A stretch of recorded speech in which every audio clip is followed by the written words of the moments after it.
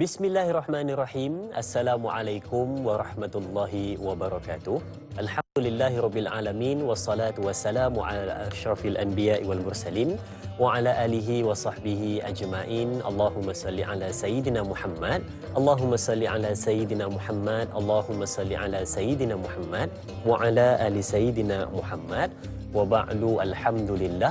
Pertama dan selamanya, mari sama-sama kita panjatkan rasa syukur pada Allah Subhanahu wa taala kerana pagi yang berbahagia ni, tanggal Isnin 9 November 2020 bersamaan dengan 23 Rabiul Awal 1442 Hijrah. Kita bersama pada pagi ini bersama dengan Tanyalah Ustaz, biar tahu jangan keliru, dan semoga penonton-penonton semua dalam keadaan berbahagia dan bersemangat pada pagi ini untuk menuntut ilmu yang bakal kita bawakan kepada anda berkenaan dengan topik akidah, yakni tajuknya sebahagian daripada iman. Bagaimana kupasan dan perbincangan sebentar lagi kita akan bawakan kepada penonton-penonton semua, dan mungkin ada penonton-penonton pada pagi ini yang nak bertanyakan soalan ataupun nak berkongsi berkenaan dengan tajuk kita sebahagian daripada iman. Boleh pergi ke dua saluran kita seperti biasa. Untuk buat panggilan boleh pergi ke 18881677 ataupun nak terus pergi ke Facebook rasmi kita juga boleh di Tanyalah Ustaz TV3, dan situ kita ada buat secara langsung. Mungkin pagi ni ada yang tak berkesempatan melihat di Kaca TV di rumah, boleh melihat di mana anda berada menggunakan peranti anda, dan jangan lupa untuk sebarkan kepada sahabat-sahabat anda dengan mengklik butang kongsi untuk sama-sama kita sebarkan kebaikan, insya-Allah. Baik, sedang penonton, pada hari ini kita bakal bersama dengan bintang ilmuwan ahli panel kita yang tidak asing dengan Tanyalah Ustaz, yakni Al-Fadil Ustaz Firdaus Subhi. Apa khabar Ustaz? Alhamdulillah. Alhamdulillah. Lama tak bersua Ustaz. Hari kita bersua dalam tajuk sebahagian daripada iman. Ya, mudah-mudahan pertemuan kita betul, pun kerana betul, iman. Betul. Terima kasih Ustaz. Kan. Baik, kalau kita lihat tajuk ni macam umum Ustaz, macam ya, besar, merangkumi satu yang umum, tetapi mungkin ada beberapa bahagian yang Ustaz nak fokuskan pada hari ini berkenaan dengan topik sebahagian daripada iman. Jadi sama-sama kita dengarkan sebagai mukadimah perbincangan kita. Silakan Ustaz. Assalamualaikum warahmatullahi wabarakatuh. Alhamdulillahirabbil alamin wassalatu wassalamu ala asyrafil anbiya'i wal mursalin wa ala alihi wa sahbihi wa man da'a bi da'watihi wastanna bi sunnatihi wa jahada fi sabilillahi haqqa jihadihi hatta atahu al-yaqin. Tarakana ala mahajjatil bayda lailuha kanahariha la yazighu anha illa halik. Allahumma salli wa sallim ala sayyidina Muhammadin wa ala alihi wa sahbihi ajma'in, thumma amma ba'd. Terima kasih kepada Da'i Azrin yang dikasihi dan dirahmati oleh Allah SWT, seluruh kru-kru Tanyalah Ustaz, biar tahu jangan keliru, dan tidak lupa kepada seluruh para penonton muslimin muslimat, tuan-tuan dan puan-puan yang dikasihi dan dirahmati oleh Allah Subhanahu wa taala. Pagi ini Da'i kita nak berbicara berkaitan tentang soal iman. Dan seperti mana yang Da'i telah pun sebutkan tadi, bila kita berbicara tentang soal iman ini, perbincangannya begitu meluas. Betul. Kenapa? Sebab ada dalam hadis Nabi sallallahu alaihi wasallam, riwayat daripada Imam Muslim daripada Abu Hurairah radhiyallahu anhu, qala Rasulullah sallallahu alaihi wasallam, al-imanu bid'un wa sab'una aw bid'un wa sittuna syu'batan fa afdaluha qawlu la ilaha illallah wa adnaha imatatul adza 'anit tariq wal haya'u syu'batum minal iman. Dalam hadis tersebut, baginda Rasulullah sallallahu alaihi wasallam bersabda, sesungguhnya iman itu bid'un wa sab'un, iaitulah ada beberapa bilangannya, iaitulah sekitar 70-an. Ya, bid'un ini suatu bilangan, antara dalam riwayat ada yang mengatakan 3 sehingga 9. Jadi dalam kiraan bahawa iman itu melebihi daripada 70, dan dalam dan ataupun 60 lebih iman yang disebut oleh Nabi sallallahu alaihi wasallam. Afdaluha qaulu la ilaha illallah, dan iman yang paling tinggi itu adalah kalimah la ilaha illallah, dan paling rendah wa adnaha imatatul adza anit tariq, iaitulah dengan membuang segala bentuk perkara-perkara yang boleh menyakiti dan memberikan bahaya kepada manusia di jalanan. Dan kemudian Rasulullah sallallahu alaihi wasallam menyambung, wal haya'u syu'batun minal iman, dan malu itu adalah sebahagian cabang daripada cabang-cabang iman. Baik, dalam hadis tersebut Rasulullah menyebut dengan suatu perbincangan yang cukup mendalam berkaitan tentang soal iman. Yang dimulakan dengan perkataan la ilaha illallah. Ulama mengatakan bahawa bila sebut sahaja beriman kepada Allah Subhanahu wa taala, dia merangkumi segala-galanya. Dan sebab itu kata daripada Al-Imam Hasan Al-Basri radhiyallahu anhu, dikata apa? Laisal imanu bitamanni wala bitakhalli. Tidaklah iman itu hanya sekadar kita berangan-angan. Macam kita berangan-angan sesuatu, kita mengharapkan sesuatu duduk, yalah, macam-macam ni, bilalah rezeki nak turun dan sebagainya. Dalam keadaan demikian, kata Imam Hasan Al-Basri radhiyallahu anhu, dia bukan dengan kita berangan-angan, bercita-cita dengan sesuatu. Wala bitahalli, dan bukan hanya sekadar berhias-hias, ya, kita dok tunjuk dengan perkara yang kita perlihatkan indahnya diri kita. Itu bukan dinamakan sebagai iman. Tapi iman itu, ya, iman yang dikatakan ma waqara fil qalbi, sesuatu yang tetap, yang kekal dalam hati. Dengan memberikan suatu gambaran bahawa iman itu adalah sesuatu keyakinan, i'tiqad yang terdapat dalam diri kita. Dan kemudian wasaddaqahul amal, dan dia mestilah dibuktikan dan dibenarkan dengan amalan-amalan yang membuktikan tentang keimanan kepada Allah Subhanahu wa taala. Dengan erti kata yang lain, ulama mengatakan ada 3 perkara utama berkaitan dengan iman, iaitu yang pertama i'tiqad fil qalbi, suatu keyakinan di dalam hati yang disebut oleh Nabi SAW apabila ditanya oleh malaikat Jibril alaihissalam berkaitan tentang iman yang disebut dengan 6 rukun tersebut. Dan kemudian yang kedua, iman juga dia berkait dengan an-nutqu bil lisan, iaitulah dengan tuturan kata-kata daripada lidah kita, kalimah syahadatul la ilaha illallah, dan juga Nabi Muhammad SAW itu adalah pesuruh Allah. Dan kemudian yang ketiga iaitulah wal amal bil jawarih, dan dia mestilah diikuti dengan amalan-amalan yang dibuktikan dengan seluruh anggota yang Allah Subhanahu wa taala berikan kepada kita. Ini rangkuman daripada soal iman kepada Allah Subhanahu wa taala dan iman yang disebut oleh Nabi sallallahu alaihi wasallam. Wallahu a'lam. Terima kasih Ustaz untuk mukadimah dan juga pencerahan berkenaan dengan ke mana hala tuju kita nak bawa perbincangan kita pada hari ini berkenaan dengan sebahagian daripada iman. Dan Ustaz kongsikan kepada kita sebentar tadi satu hadis dari Nabi Muhammad sallallahu alaihi wasallam yang menceritakan tentang setinggi-tinggi iman itu adalah menyebut kalimah la ilaha illallah, dan yang rendah sekali adalah membuang sesuatu yang dapat mengganggu manusia di jalanan, dan malu juga termasuk daripada sebahagian daripada iman. Dan dikongsikan juga berkenaan dengan 3 bahagian yang berkaitan dengan iman tersebut. Yang pertama adalah membenarkan dengan hati, dan yang kedua lisan, dan yang ketiga adalah dengan amalan. Amal perbuatan kita itu yang menunjukkan kepada kita tentang iman itu penting dalam kehidupan seorang Muslim. Baik Ustaz, mungkin kita bila menyebut tentang sebahagian daripada iman ni, kita nak petik dulu daripada hadis yang dibacakan sebentar tadi berkenaan dengan yang rendah itu Ustaz. Kita mulakan dengan yang bawah sekali berkenaan dengan membuang sesuatu di jalanan. Kalau kita pandang daripada sudut kehidupan pada hari ini, mungkin kita membuang sesuatu yang mengganggu di jalanan ataupun ada istilah lain di sebalik itu Ustaz. Silakan. Baik, menarik tentang hal tersebut. Bila disebut dengan imatatul adza anit tariq, itu adalah merupakan perbuatan yang paling ringan, yang kita kadang-kadang memandang dia adalah merupakan sesuatu perkara yang remeh dalam kehidupan kita. Tetapi di dalam Islam, perbuatan yang kita lakukan bukan hanya sekadar gambaran yang ditunjuk oleh Nabi SAW itu sebagai suatu gambaran nak menunjukkan sekecil-kecil perbuatan yang kalau kita lakukan ia membawa kepada kebaikan, itu tetap sahaja dianggap sebagai seorang yang beriman kepada Allah Subhanahu wa taala. Sebab iman seperti mana yang saya perkatakan tadi, dia bukan hanya sekadar kata-kata, bukan hanya sekadar keyakinan dalam hati, mestilah dibuktikan dengan akhlak sebagai seorang yang beriman kepada Allah Subhanahu wa taala. Jadi dalam hal tersebut, bila sebut sahaja dengan imatatul adza, itu memberikan erti mana-mana perbuatan-perbuatan yang kecil bagaimanapun, tetapi dia boleh memberikan kebaikan, bukan hanya sekadar kebaikan pada diri, tetapi kebaikan yang boleh memberikan kepada orang lain. Jadi seumpama kita membuang sesuatu benda-benda yang memberikan bahaya. Nampak sampah di tepi, kita tengok sampah ni memberikan bahaya, kotoran kepada orang lain, kita ambil dan kita masukkan ke dalam tong sampah. Itu juga adalah merupakan sebahagian daripada iman. Termasuklah senyum yang kita lakukan, walaupun kita anggap remeh perbuatan tersebut, ya, itu juga adalah merupakan sebahagian daripada iman. Tabassumuka fi wajhi akhika sadaqah, senyum kamu kamu pada wajah saudara kamu itu adalah merupakan sedekah dan diberikan pahala oleh Allah Subhanahu wa taala. Baik, sebenarnya mungkin sesuatu yang nak ditunjukkan oleh Nabi Muhammad sallallahu alaihi wasallam adalah perkara yang kecil, walaupun dilakukan itu kecil nampak di mata kita, tetapi sebenarnya manfaat yang cukup besar di sisi Allah Subhanahu wa taala itu adalah sebahagian daripada iman. Baik. Okey, untuk kita meneruskan perbincangan kita nak ambil soalan di Facebook Tanya Ustaz dari sahabat kita, Laila Dila Rosa. Baik.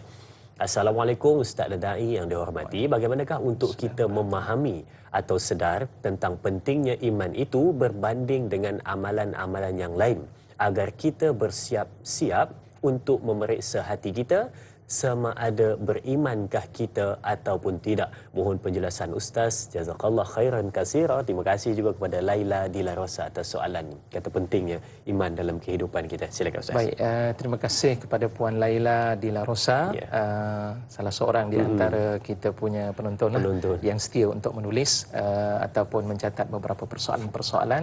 Saya ucapkan tahniah kepada Puan atas soalan yang diutarakan. Berkaitan sejauh mana pentingnya iman dalam kehidupan kita ini, tidak lain bila sebut tadi saya berbicara tentang soal iman. Iman dia ada beberapa tingkatan-tingkatan. Ada iman yang paling tinggi kedudukannya.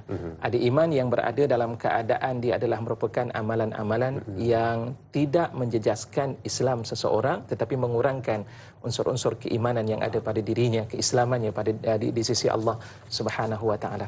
Jadi bila sebut iman yang paling tinggi itu adalah tidak lain kepercayaan kita dan keyakinan kita kepada Allah Subhanahu wa taala. Dalam Al-Quranul Karim antaranya Allah Subhanahu wa taala menyebut a'udzubillahi minasyaitonir rajim. Innallaha la yaghfiru an yushraka bihi wa yaghfiru ma duna dzalika liman yasha.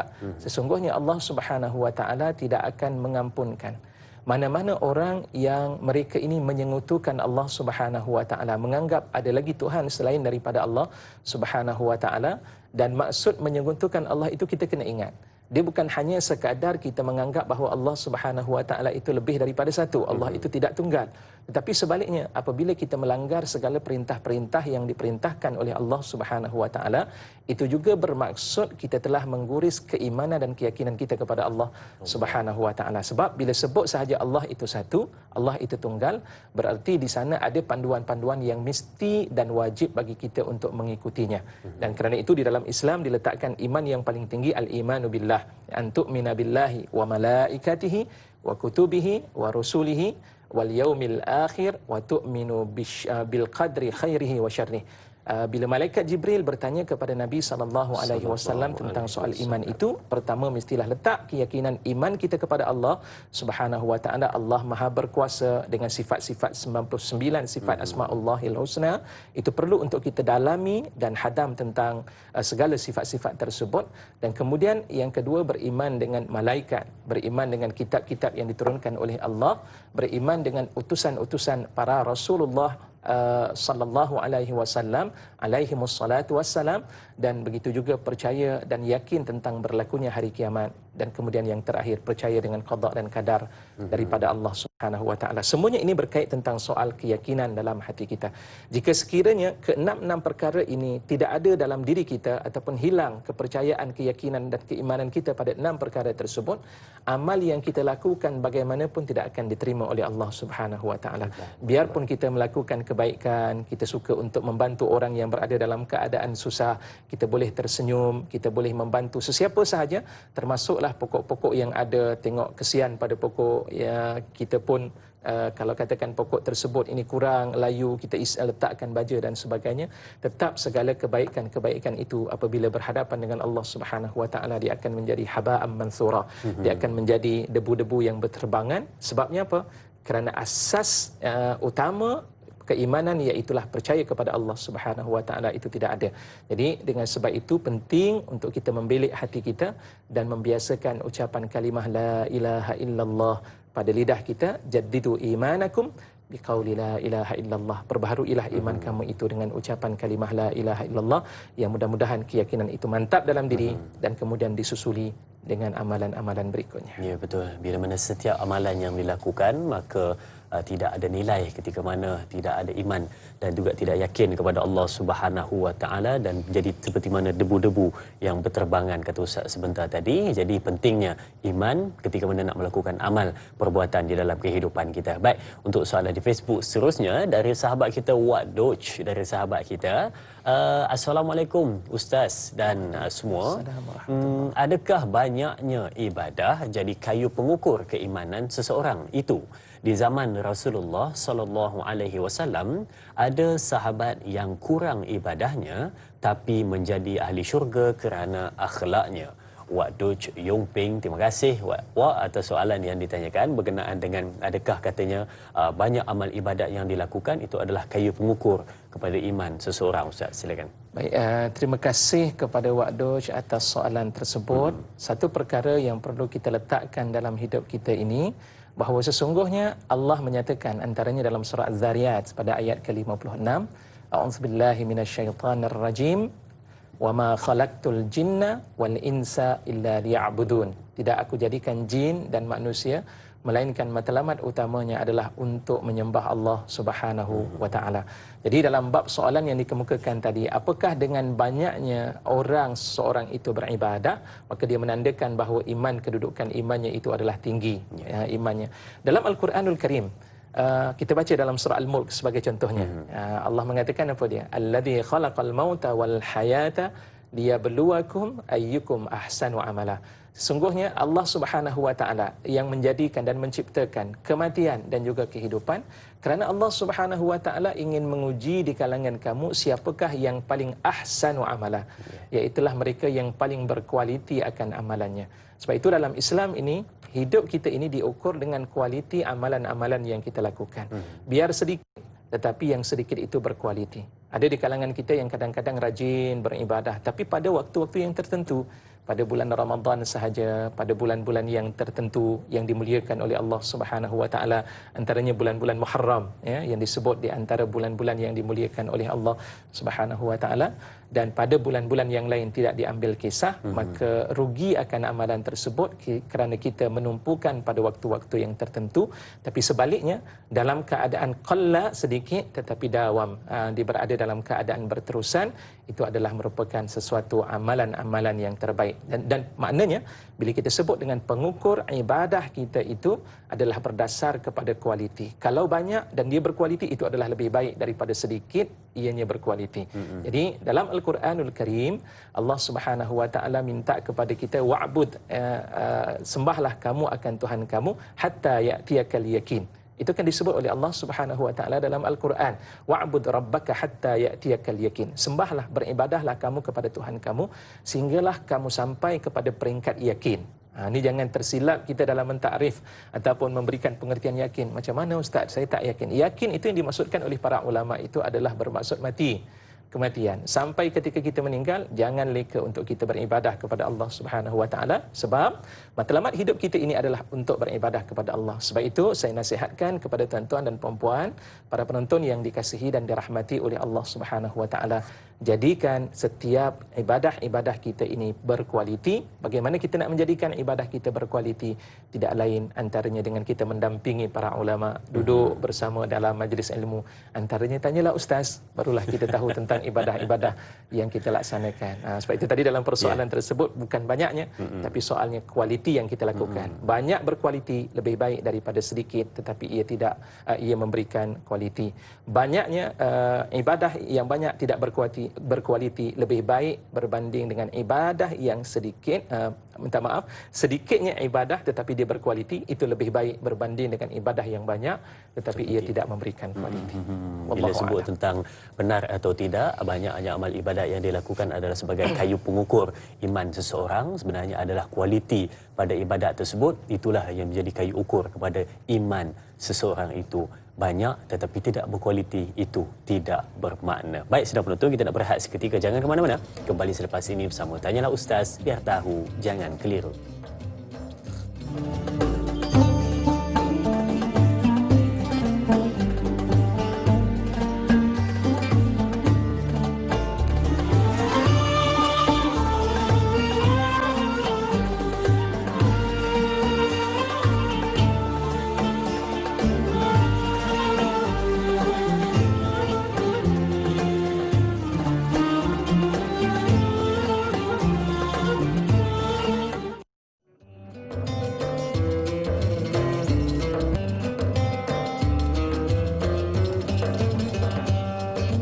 Alhamdulillah bertemu kembali bersama kita pada hari ini di Tanyalah Ustaz, biar tahu jangan keliru, dan kita membincangkan berkenaan dengan topik ibadah sebahagian daripada iman. Dan kalau di awal tadi kita kongsikan kepada anda berkenaan dengan bagaimana dan apa yang kita nak bawa pada hari ini berkenaan dengan sabar, malu dan juga kebersihan sebahagian daripada iman. Dan kita bolehlah bertanyakan soalan berkenaan dengan perbincangan kita tersebut. Mudah-mudahan kekeliruan anda dapat kita rungkai pada hari ini. Baik, sidang penonton, bila kita menyebutkan tentang sebahagian daripada iman, mungkin ada di antara kita yang memahami tentang ada makhluk Allah yang imannya sentiasa menaik dan ada yang sentiasa menurun dan ada yang sama sahaja dan ada yang turun naik, iaitu manusia imannya turun dan juga naik. Jadi kita nak mendengarkan sedikit pencerahan berkenaan dengan turun naiknya iman seseorang hamba itu. Maka jom kita bersama dengan Al-Fadil Ustaz untuk pencerahannya. Silakan Ustaz.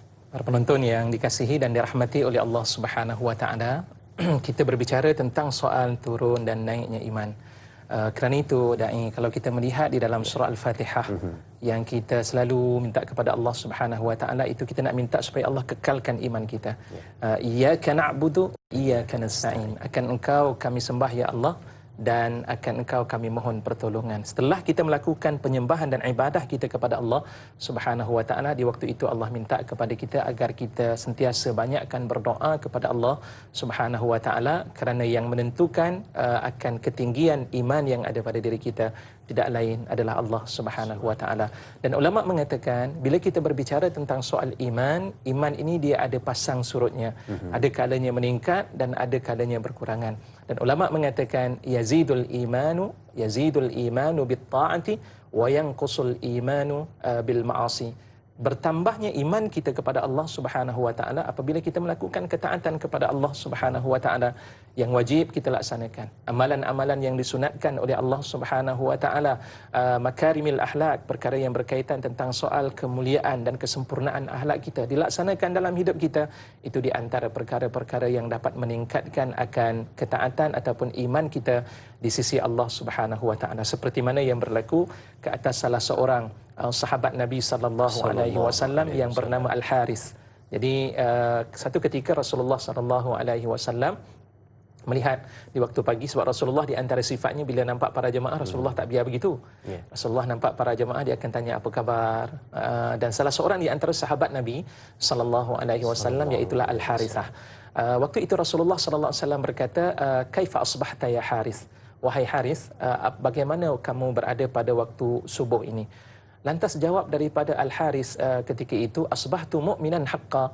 Aku ni benar-benar beriman kepada Allah Subhanahu wa taala. Rasulullah terkejut sebab tidak ada seorang pun di kalangan hamba Allah Subhanahu wa taala yang meyakini bahawa dia benar-benar beriman kepada Allah Subhanahu wa taala.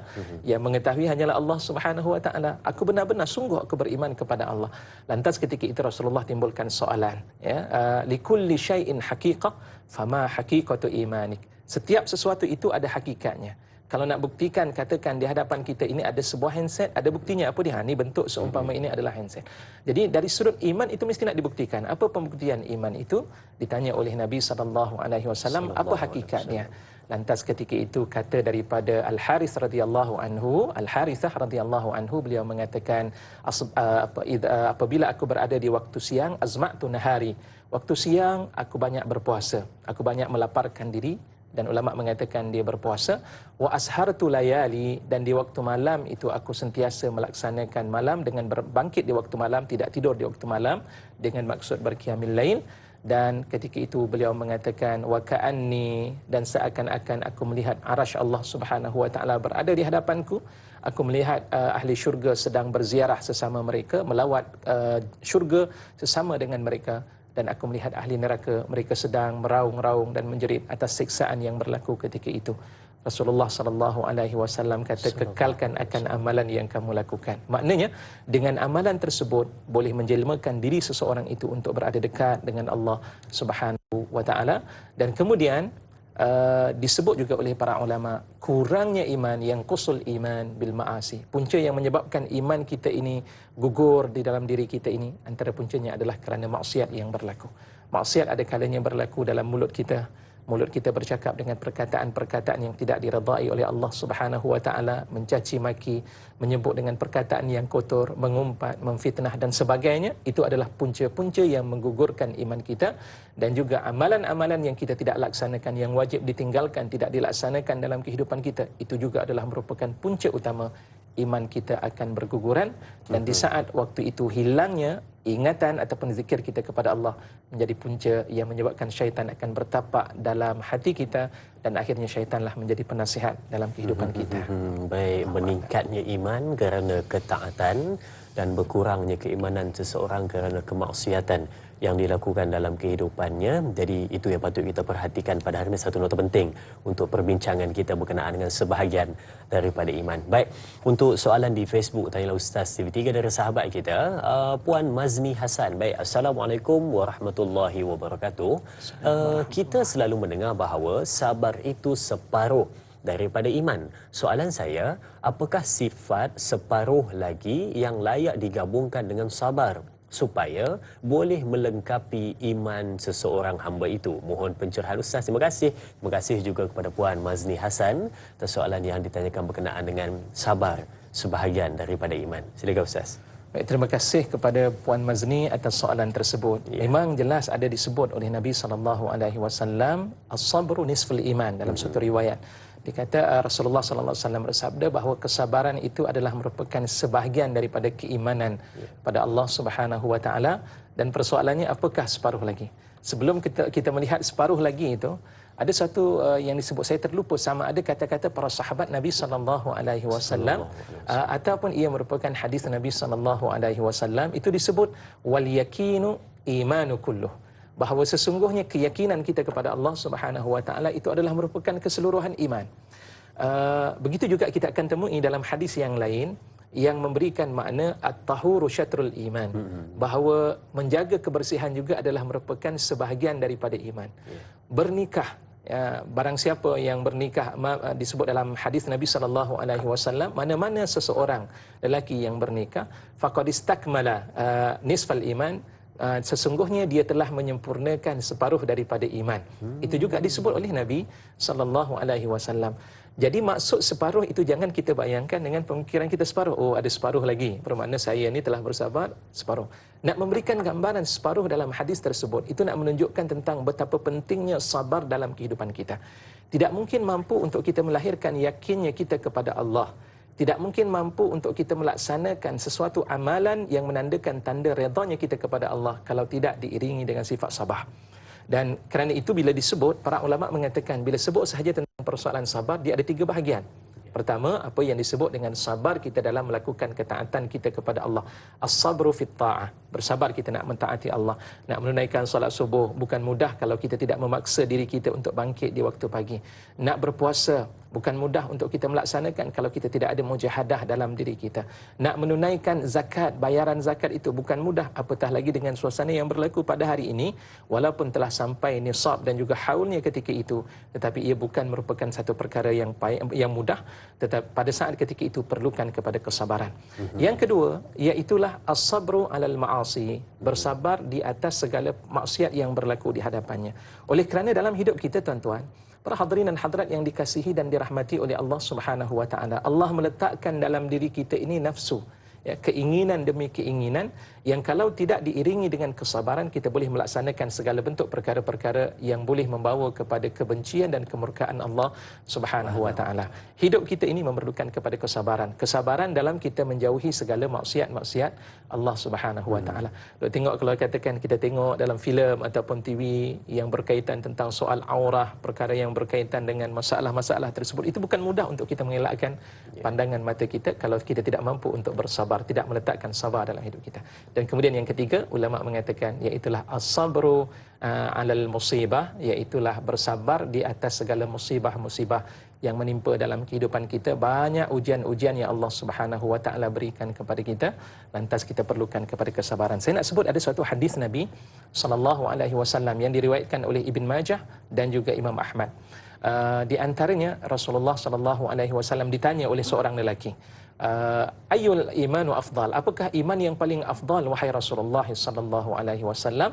Lantas jawab daripada Nabi SAW, iman yang paling afdal itu adalah as-sabru was-samahah, iaitulah sifat bersabar dan juga sifat as-samahah, bertimbang rasa di kalangan manusia yang berada bersama dengan kamu. Wallahu a'lam. Itu penjelasan berkenaan dengan separuh itu bukan daripada kefahaman kita, bukan separuh itu 1/2, tetapi separuh itu nak menunjukkan pentingnya perkara tersebut dalam kehidupan kita. Baik, kita ada pemanggil di talian. Assalamualaikum. Waalaikumsalam warahmatullahi taala wabarakatuh. Ini Mamu Hanifah dari Pulau Pinang. Ya, Mamu. Apa khabar, Mamu? Apa-apa semua baik. Alhamdulillah. Doalah pada semua ni, penyakit-penyakit ni semua biarlah hilang. Yang mana mati Allahumma pun biar kita doalah pada Tuhan. Amin. Selamat daripada dunia sampai akhirat, insya-Allah. Insya-Allah. Ya, soalannya, Mamu. Kita doa-doa. Baik, soalan Mamu. Kadang-kadang Mamu pakaian saja. Lalu nak beriman, Mamu, orang tengok Mamu lalu nak beriman, tapi Mamu tak beriman pada Allah. Tapi Mamu duk beriman dengan manusia saja, pandangan itu. Tapi lagu mana Tuhan nak terima kebuatan Mamu ni? Tapi buatan Mamu ni, Mamu tak kata elok, tapi tak elok buatan Mamu ni. Lagu mana Tuhan nak terima Mamu punya buatan ni semua ni? Yang tu soalan Mamu, doa-doa kat Mamu, biarlah penyakit-penyakit ni semua ni hilangkan penyakit ni kita semua ni sekali. Doa-doalah sama-sama kita. Assalamualaikum warahmatullahi taala wabarakatuh. Waalaikumsalam warahmatullahi. Amin ya rabbal alamin. Doakan kepada Mamu. Terima kasih atas soalannya Mamu berkenaan dengan diberikan tadi dalam soalannya berkenaan dengan luaran nampak beriman tetapi dalaman katanya tidak. Adakah daripada pakaian juga boleh menunjukkan iman seseorang? Jadi silakan Ustaz untuk pencerahannya. Subhanallah. Terima kasih kepada soalan yang diajukan oleh penonton setia kita, Mamu. Mudah-mudahan Allah Subhanahu Wa Taala memberikan rahmat dan memberikan kesihatan yang berpanjangan kepada Mamu dan seluruh para penonton yang dikasihi dan dirahmati Allah, dan secara umumnya seluruh umat Islam dan seluruh muslimin muslimat dan manusia yang ada di muka bumi Allah Subhanahu Wa Taala, serta Allah memberikan hidayah pada mereka. Persoalan yang berkaitan tentang soal ada rasa dalam diri kita. Kita nampak kita lakukan sesuatu tapi rasa sebenarnya kita ni belum lagi mencapai tahap keimanan kita kepada Allah. Saya teringat kisah ini berlaku kepada dua orang sahabat Nabi SAW yang bernama Hanzalah dan juga Sayyidina Abu Bakrin As-Siddiq radhiyallahu anhuma, yang ketika itu mendengar ceramah tazkirah yang disampaikan oleh Nabi SAW, berderai-derai air matanya ketika itu, menitis air matanya kerana ketika itu Rasulullah SAW membicarakan persoalan yang berkaitan tentang soal hari akhirat, keadaan manusia, sehingga digambarkan ketika itu seakan-akan mereka berada di hadapan Allah Subhanahu Wa Taala. Dan pada saat ketika mereka balik, waktu itu Hanzalah bersama dengan ahli keluarganya dan akhirnya leka tentang ingatan-ingatan yang disebut oleh Nabi SAW. Banyak bergurau senda dengan anak dan juga isterinya ketika itu, dan akhirnya dia teringat dengan apa yang disampaikan oleh Nabi SAW. Akhirnya Hanzalah kata, aku ni munafik, seakan-akan berpura-pura dalam beramal ketika itu. Dan kemudian dia berjalan, dia meraung-raung ketika itu dan menyebutkan nafaqah Hanzalah, nafaqah Hanzalah, Hanzalah telah pun munafik, Hanzalah telah pun munafik. Berjalan dan bergerak sampai didengari oleh Sayyidina Abu Bakrin As-Siddiq. Ditanya oleh Sayyidina Abu Bakar, kenapa kamu berkata demikian wahai Hanzalah? Ini satu perkataan yang cukup bahaya. Jawab daripada Hanzalah, saat ketika bersama dengan Rasulullah saya berada dalam keadaan lain. Ketika aku bersama dengan ahli keluargaku aku berada dalam keadaan lain. Maka aku menganggap diri aku ini adalah orang yang berpura-pura, orang yang munafik. Waktu itu pun bila Sayyidina Abu Bakar dengar, Sayyidina Abu Bakar pun menangis. Aku pun begitu wahai Hanzalah. Dan akhirnya mereka bertemu dengan Nabi SAW. Rasulullah meredakan suasana tersebut. Rasulullah mengatakan, as-sa'atu sa'atu sa'ah. Ada masanya kamu akan berada dalam keadaan demikian. Ada masanya kamu berada dalam keadaan yang berbeza dengan apa yang kamu berada ketika ini. Dan kata Rasulullah SAW, kalau kamu kekal dengan apa yang telah aku peringatkan, nescaya para malaikat akan bersalaman dengan kamu sepanjang perjalanan kamu menuju ke rumah kamu ketika itu. Itu di antara beberapa dalil dan juga hadis yang disebut oleh Nabi SAW berkaitan dengan hal tersebut. Pertama saya nak sebutkan kepada Mamu, kalaulah kita ada perasaan kebersalahan dalam diri kita, itu adalah merupakan tanda bibit iman kita kepada Allah Subhanahu wa taala, sebab jelas sekali disebut oleh Allah pertama dalam kisah tersebut. Yang kedua berdasarkan kepada ayat suci Al-Quranul Karim dalam surah Al-Anfal. Ayat yang kedua, Allah Subhanahu wa taala mengatakan, "Innamal mu'minuna alladzina idza dzukirallah wajilat qulubuhum wa idza tuliyat 'alaihim ayatuhu zadatuhum imana wa 'ala rabbihim yatawakkalun."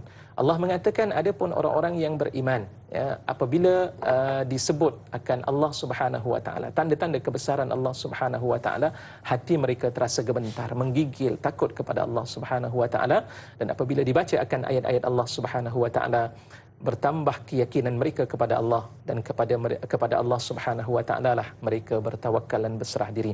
Jadi jelas sekali kalau sekiranya kita memiliki sifat untuk merasa takutnya kita kepada Allah Subhanahu wa taala, kebersalahan diri kita, itu tanda bahawa kita masih lagi memiliki bibit-bibit keimanan kepada Allah Subhanahu wa taala. Para hadirin dan hadirat, muslimin muslimat yang dikasihi dan dirahmati Allah, tadi ada sedikit Mamu kata apa tadi, saya terlupa.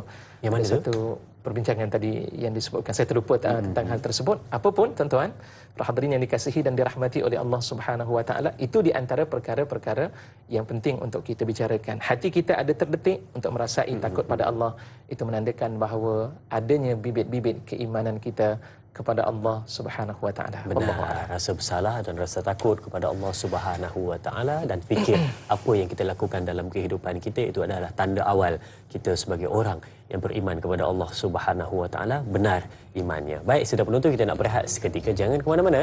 Kembali selepas ini bersama Tanyalah Ustaz, biar tahu jangan keliru.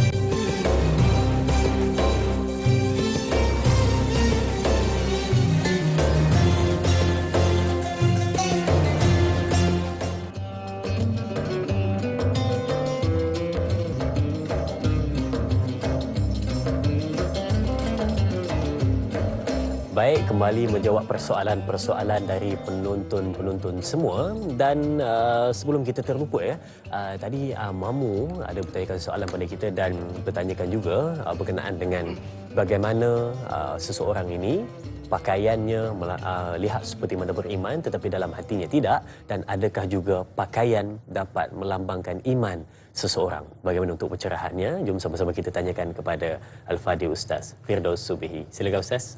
Para penonton yang dikasihi dan dirahmati oleh Allah Subhanahu wa taala, soalan apakah dengan kita memakai pakaian yang cantik, pakaian yang indah itu merupakan tanda bahawa diri seseorang itu beriman kepada Allah Subhanahu wa taala. Seperti mana yang telah pun saya perjelaskan dalam mukaddimah ataupun permulaan perbincangan kita, iman ini dia terbahagi kepada beberapa tingkatan-tingkatan. Tingkatan yang paling tinggi iaitulah dasar kita, keyakinan kita kepada Allah Subhanahu wa taala yang disebut dengan rukun iman yang 6 itu. Sementara dari sudut penampilan pakaian itu adalah merupakan salah satu di antara cabang-cabang iman. Sebab adanya dalam hadis Nabi sallallahu alaihi wasallam, Rasulullah menyebut innallaha jamilun yuhibbul jamal. Sesungguhnya Allah Subhanahu wa taala itu cantik, Allah Subhanahu wa taala indah, dan Allah Subhanahu wa taala sukakan kepada keindahan. Dengan kita memakai pakaian penampilan yang indah, itu adalah merupakan sesuatu yang disukai oleh Allah Subhanahu wa taala. Termasuklah juga dari sudut kebersihan yang kita jaga. Sebab itu di dalam hadis Nabi sallallahu alaihi wasallam, Rasulullah mengatakan at-tahuru syatrul iman. Menjaga kebersihan itu adalah merupakan syatrul iman, separuh daripada iman. Cuma ulama memberikan suatu penjelasan dalam hadis tersebut. Arti sucinya itu ada dua bahagian. Satu suci dari sudut batin dan satu lagi suci dari sudut zahirnya. Suci dari sudut batin itu bersihkan hati kita daripada sebarang bentuk kotoran-kotoran syirik kepada Allah Subhanahu wa taala, dan meyakini segala perintah daripada Allah Subhanahu wa taala yang Allah Subhanahu wa taala nyatakan. Kemudian yang kedua, kebersihan dari sudut zahir, ya, antaranya perkara yang berkaitan dengan wuduk. Selain daripada ada kelebihan-kelebihan yang berkaitan dengan bab wuduk, di antaranya Rasulullah kata ada 10 fitrah yang perlu dijaga, fitrah daripada manusia itu. Antaranya kita mencukur qasus syarib dengan menggunting akan misai yang ada. Kemudian i'fa'ul lihyah, kita melepaskan ataupun menjaga merapikan akan janggut. Dan kemudian antara lain juga disebut oleh Nabi sallallahu alaihi wasallam aklamul azfar, iaitulah dengan taklimul azfar, dengan kita memotong kuku, bersiwak dan sebagainya. Dengan erti kata yang lain, penampilan yang kita tunjukkan itu juga adalah merupakan salah satu di antara cabang-cabang iman yang diajar dan disebut oleh Nabi sallallahu alaihi wasallam dalam hadis yang kita bicarakan pada pagi ini. Baik, tentang pakaian yang bersih, segak, cantik dan menjaga segala apa yang berkenaan dengan pakaian itu juga terbabit juga dengan sebahagian daripada iman. Dan kita nak kaitkan juga dengan persoalan yang ditanyakan sebentar tadi dengan soalan yang seterusnya di Facebook dari sahabat kita Nur Dahlia Biru. Katanya, Assalamualaikum Ustaz.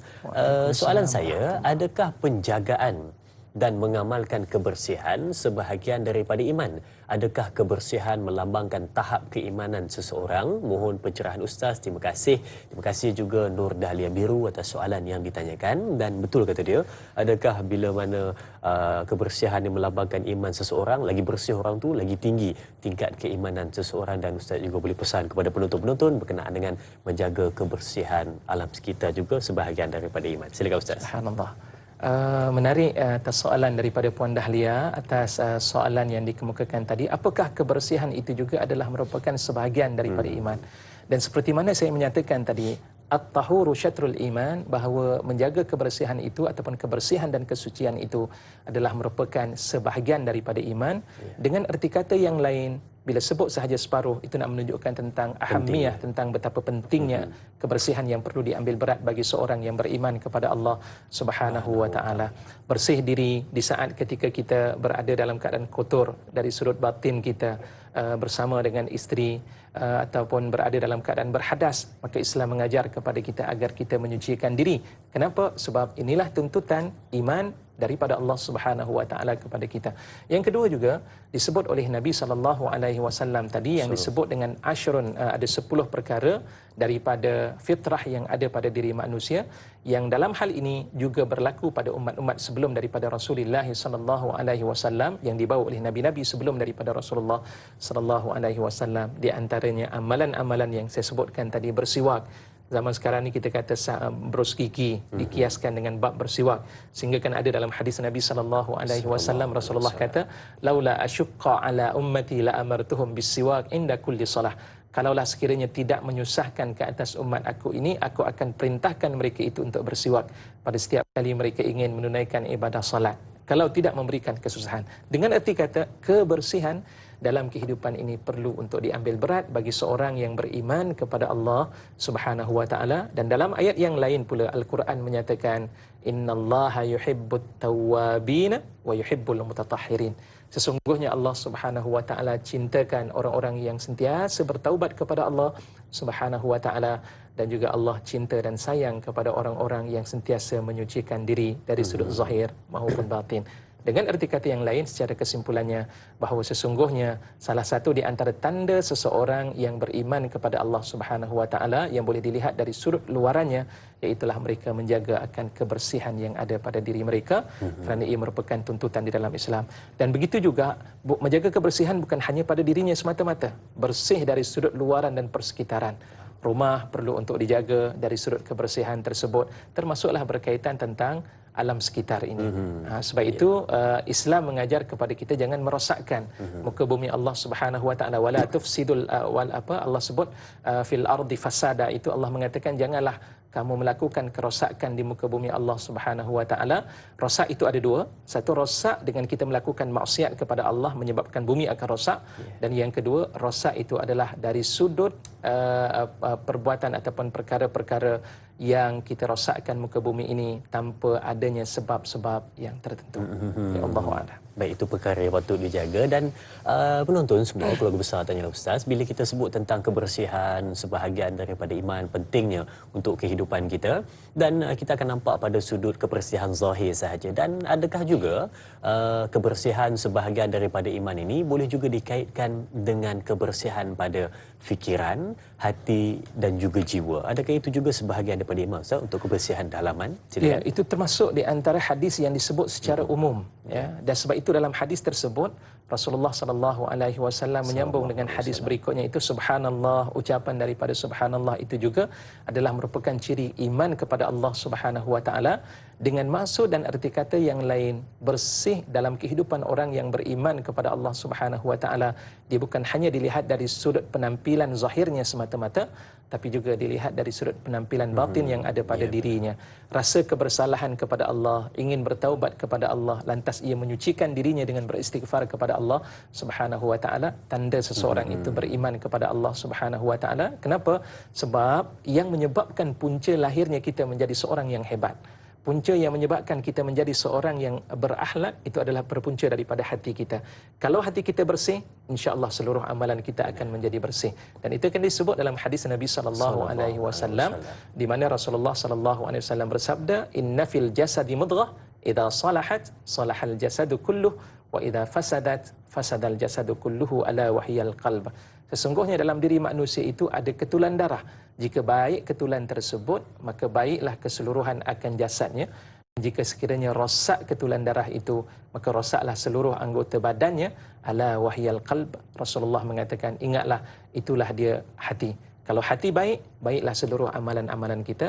Tapi kalau hati kita rosak, maka seluruh anggota perbuatan kita juga akan menjadi rosak. Sebab itu penting kita mengutamakan tentang persoalan dalaman hati kita untuk menjelmakan rasa kebaikan dan kehebatan amalan-amalan yang kita akan buktikan di hadapan Allah Subhanahu wa taala maupun di hadapan makhluk-makhluk Allah Subhanahu wa taala, khususnya manusia itu sendiri. Ya benar, satu kefahaman yang penting untuk kita pada hari ini, kebersihan itu bukan sahaja terletak pada zahirnya sahaja, tetapi juga pada batin seseorang tersebut. Zahir dan batin dijaga kebersihannya, maka itu adalah lambang iman, separuh daripada iman seseorang. Baik, sidang penonton, mungkin ada di antara kita yang biasa dengar berkenaan dengan sabar itu waktu mula-mula kena, adalah satu konsep kesabaran yang sebenar bila mana seseorang itu menyebut tentang istilah sabar. Sabar waktu mula-mula kena. Dan seperti mana yang ditanyakan oleh sahabat kita di Facebook, katanya dari Puan Salmah Dahalan. Baik, katanya Assalamualaikum. Selamat pagi semua. Sabar adalah sebahagian daripada iman. Soalan saya, katanya, sabar yang bagaimana yang boleh dikatakan sebahagian daripada iman? Adakah sabar, adakah dengan terus sabar sahaja walaupun ujian itu amat berat, atau sabar sahaja kerana semuanya sudah takdir Allah Subhanahu wa taala? Mohon pencerahan dari Ustaz. Terima kasih. Terima kasih juga kepada sahabat kita Puan Salma atas soalan yang ditanyakan, bertanya sabar yang bagaimana, katanya. Silakan Ustaz. Baik, terima kasih kepada Puan Salamah Dahlan berkaitan tentang persoalan sabar. As-sabru minal iman, bahawa bersabar itu adalah merupakan sebahagian daripada iman kepada Allah Subhanahu wa taala. Jadi sabar yang bagaimana sebenarnya yang dimaksudkan dengan sabar itu adalah sebahagian daripada iman. Maksud daripada sabar sebahagian daripada iman, oleh kerana tumpuan yang disebut oleh Puan Salmah tadi berkaitan tentang musibah. Dan saya telah pun perkatakan di awal perbincangan tadi, bila sebut dengan bab sabar ini, dia merangkumi 3 perkara. Yang pertama, sabar dalam kita melakukan ketaatan kepada Allah. Yang kedua, bersabar dalam kita menahan diri daripada melakukan maksiat kepada Allah Subhanahu wa taala. Dan kemudian yang ketiga, bersabar dalam mengharungi musibah yang ditimpakan oleh Allah Subhanahu wa taala. Saya tertarik dalam surah Al-Baqarah pada juzuk yang kedua. Allah Subhanahu wa taala berfirman, saya ambil ujung ayat itu kerana ada sambungan dalam ayat berikutnya.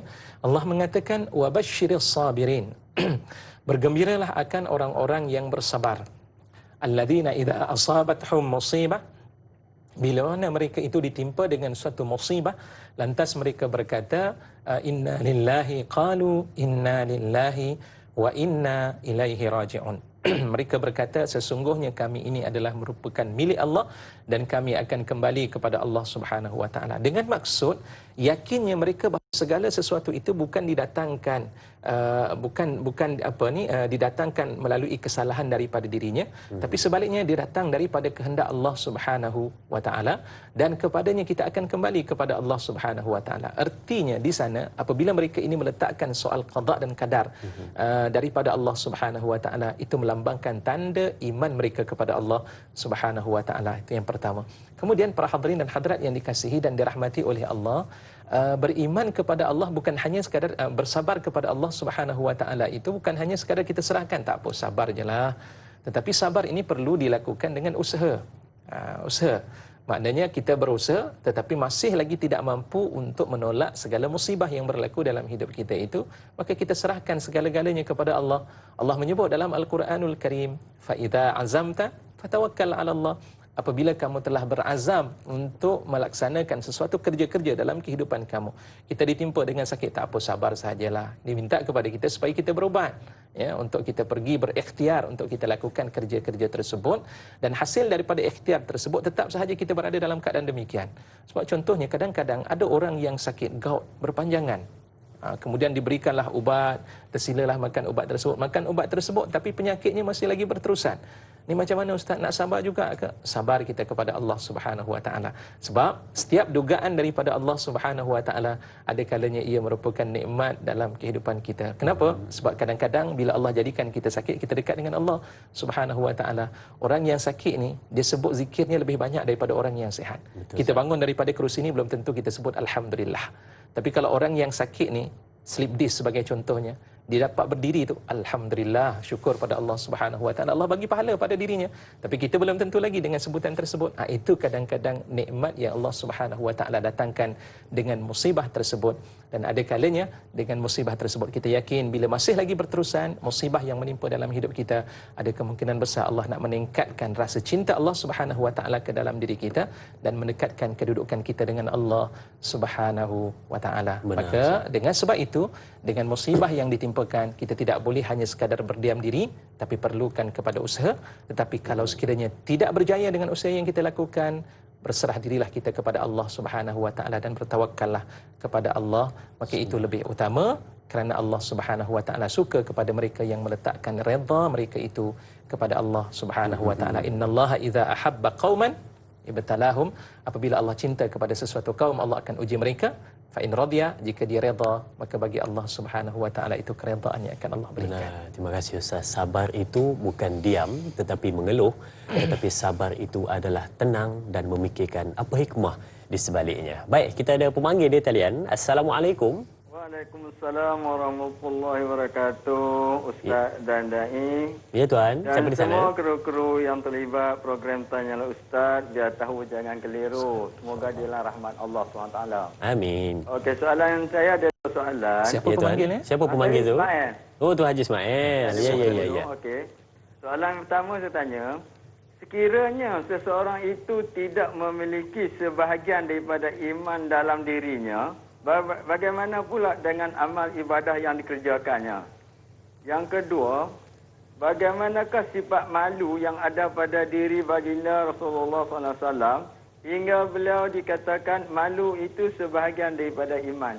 Itu je soalan saya pagi ini. Terima kasih. Assalamualaikum warahmatullahi wabarakatuh. Waalaikumsalam warahmatullahi. Terima kasih Tuan Ismail dari Sungai Buloh, pemanggil setia, yang bertanyakan dua soalan. Yang pertama katanya tadi adalah berkenaan dengan bagaimana jika seseorang itu tidak ada iman dalam dirinya, bagaimana pula dengan status amal ibadatnya. Dan yang kedua berkenaan dengan bagaimana sifat malu pada diri Rasulullah sallallahu alaihi wasallam, dan ada contoh yang nak diberikan supaya dapat mengetahui bagaimana insan hebat itu mempunyai satu sifat malu yang cukup istimewa. Silakan Ustaz. Baik, terima kasih kepada Haji Ismail, juga di antara penonton setia kita. Cuma suaranya agak lain, berbeza sedikit. PKPB ni kok mungkin tidak dikenali. Lama tak keluar rumah. Itulah dia. Para penonton yang dikasihi dan dirahmati oleh Allah Subhanahu wa taala, berkaitan tentang soal bagaimana kedudukan amalan-amalan yang dilakukan oleh seseorang jika di dalam dirinya tidak ada tanda keimanan kepada Allah Subhanahu wa taala. Apabila kita tidak yakin dengan Allah Subhanahu wa taala, tidak beriman dengan wujudnya Allah Subhanahu wa taala, dan tidak beriman dengan keenam-enam perkara yang secara jelasnya disebut tentang rukun-rukun iman itu tidak ada dalam diri kita, maka segala amalan-amalan, Allah menyebutkan wahabita ma amilu, segala amalan-amalan yang dilakukan oleh mereka itu akan menjadi sia-sia, tidak akan diterima oleh Allah Subhanahu wa taala. Sebab apa? Hatinya tidak beriman kepada Allah Subhanahu wa taala. Tetapi kalau dalam dirinya ada bibit keimanan kepada Allah Subhanahu wa taala, amalannya pula kurang. menyebut kalimah la ilaha illallah, tanya yakin tak pada Allah Subhanahu wa taala? Yakin. Allah itu wujud? Ya, Allah Subhanahu wa taala itu wujud. Allah itu maha berkuasa? Ya, Allah Subhanahu wa taala itu maha berkuasa. Amalannya pula sedikit, ya. Sembahyang ditinggalkan. Tanya balik tentang bab solat. Solat ni tidak dilaksanakan, kenapa? Kerana malas, ustaz. Ya, maka dalam hal tersebut dia disebut sebagai gelaran fasik, orang yang berdosa, tapi masih lagi dalam kategori orang-orang yang diterima dirinya itu di hadapan Allah Subhanahu wa taala berdasarkan kepada hadis yang Rasulullah kata, man qala la ilaha illallah dakhalal jannah.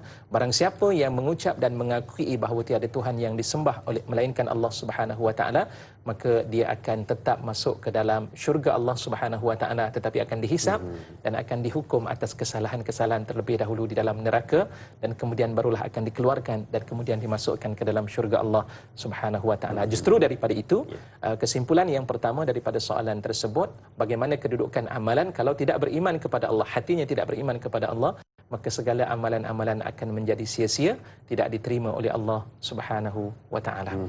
Kemudian tadi soalan yang kedua tadi, Ustaz, berkenaan dengan bagaimana sifat malu Rasulullah sallallahu alaihi wasallam, maka kita jawab selepas kita berehat, Ustaz.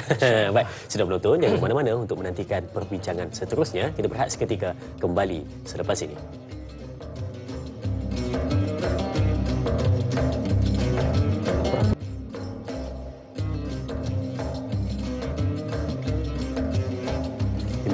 Terima kasih dan terima kasih diucapkan kepada semua penonton setia Tanyalah Ustaz, biar tahu jangan keliru.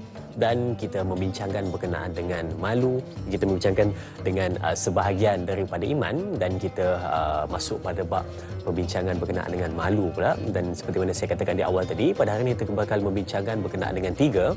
Yang pertama adalah berkenaan dengan sabar, yang kedua kebersihan, dan yang ketiga malu, sebahagian daripada iman. Dan Tuan Ismail bertanyakan pada kita sebentar tadi bagaimana sifat malu Rasulullah sallallahu alaihi wasallam yang boleh kita kaitkan dengan hadis Nabi Muhammad sallallahu alaihi wasallam berkenaan dengan malu sebahagian daripada iman. Jadi jom kita dengarkan daripada Afli, Ustaz, silakan.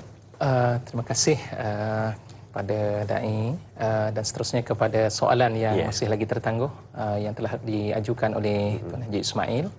Berkaitan tentang persoalan malu ini juga telah disebutkan dalam hadis riwayat daripada Imam Muslim tadi pada mukadimah perbincangan kita, al-haya'u syu'batul minal iman. Malu itu adalah merupakan sebahagian daripada cabang-cabang iman kita kepada Allah Subhanahu wa taala. Cuma yang pertama saya tertarik, ulama mengatakan bila sebut kenapa al-haya' itu dikatakan sebagai malu, kenapa disebut dengan perkataan al-haya'? Kerana dia ada kaitan juga dengan kalimah hayyun, hidup.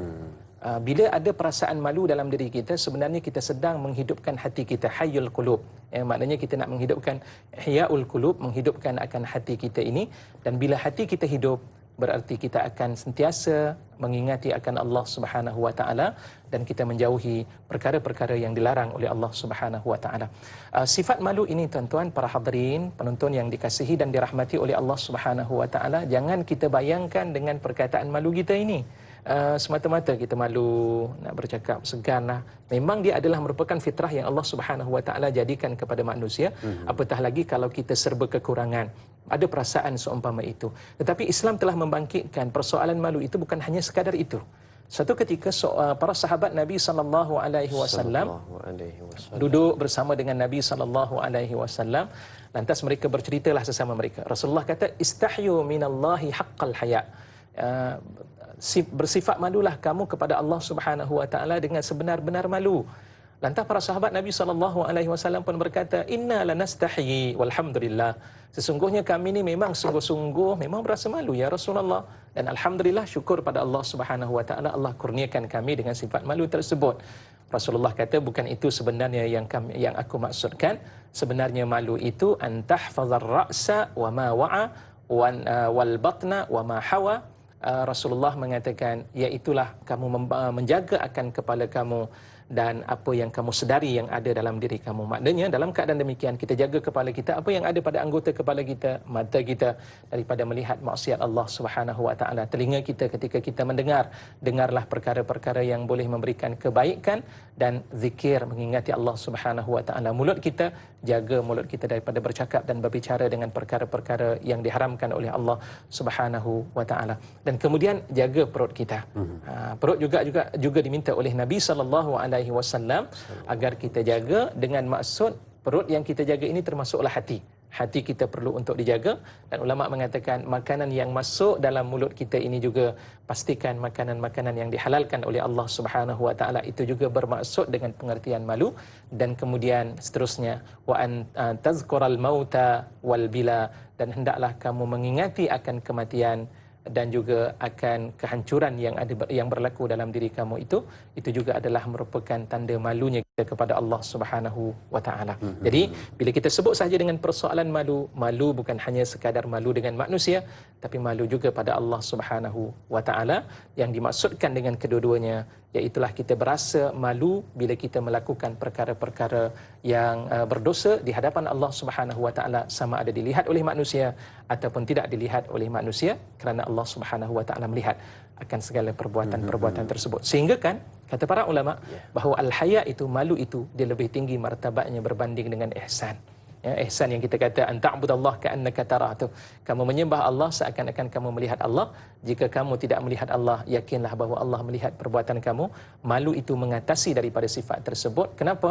Kerana saat ketika kita melakukan amalan-amalan tersebut, kita akan melihat dan menggambarkan bahawa pastinya Allah akan melihat perbuatan kita. Lantaran daripada itu, amalan-amalan yang akan kita laksanakan pastinya amalan-amalan yang bertepatan dengan perintah daripada Allah Subhanahu wa taala. Baik, terima kasih Ustaz. Saya kira sudah menjawab persoalan berkenaan dengan sifat malu sebentar tadi, dan mungkin ada penonton yang bertanya berkenaan dengan bagaimana kita ni mungkin malu sahaja pada manusia tetapi tidak malu kepada Allah Subhanahu wa taala.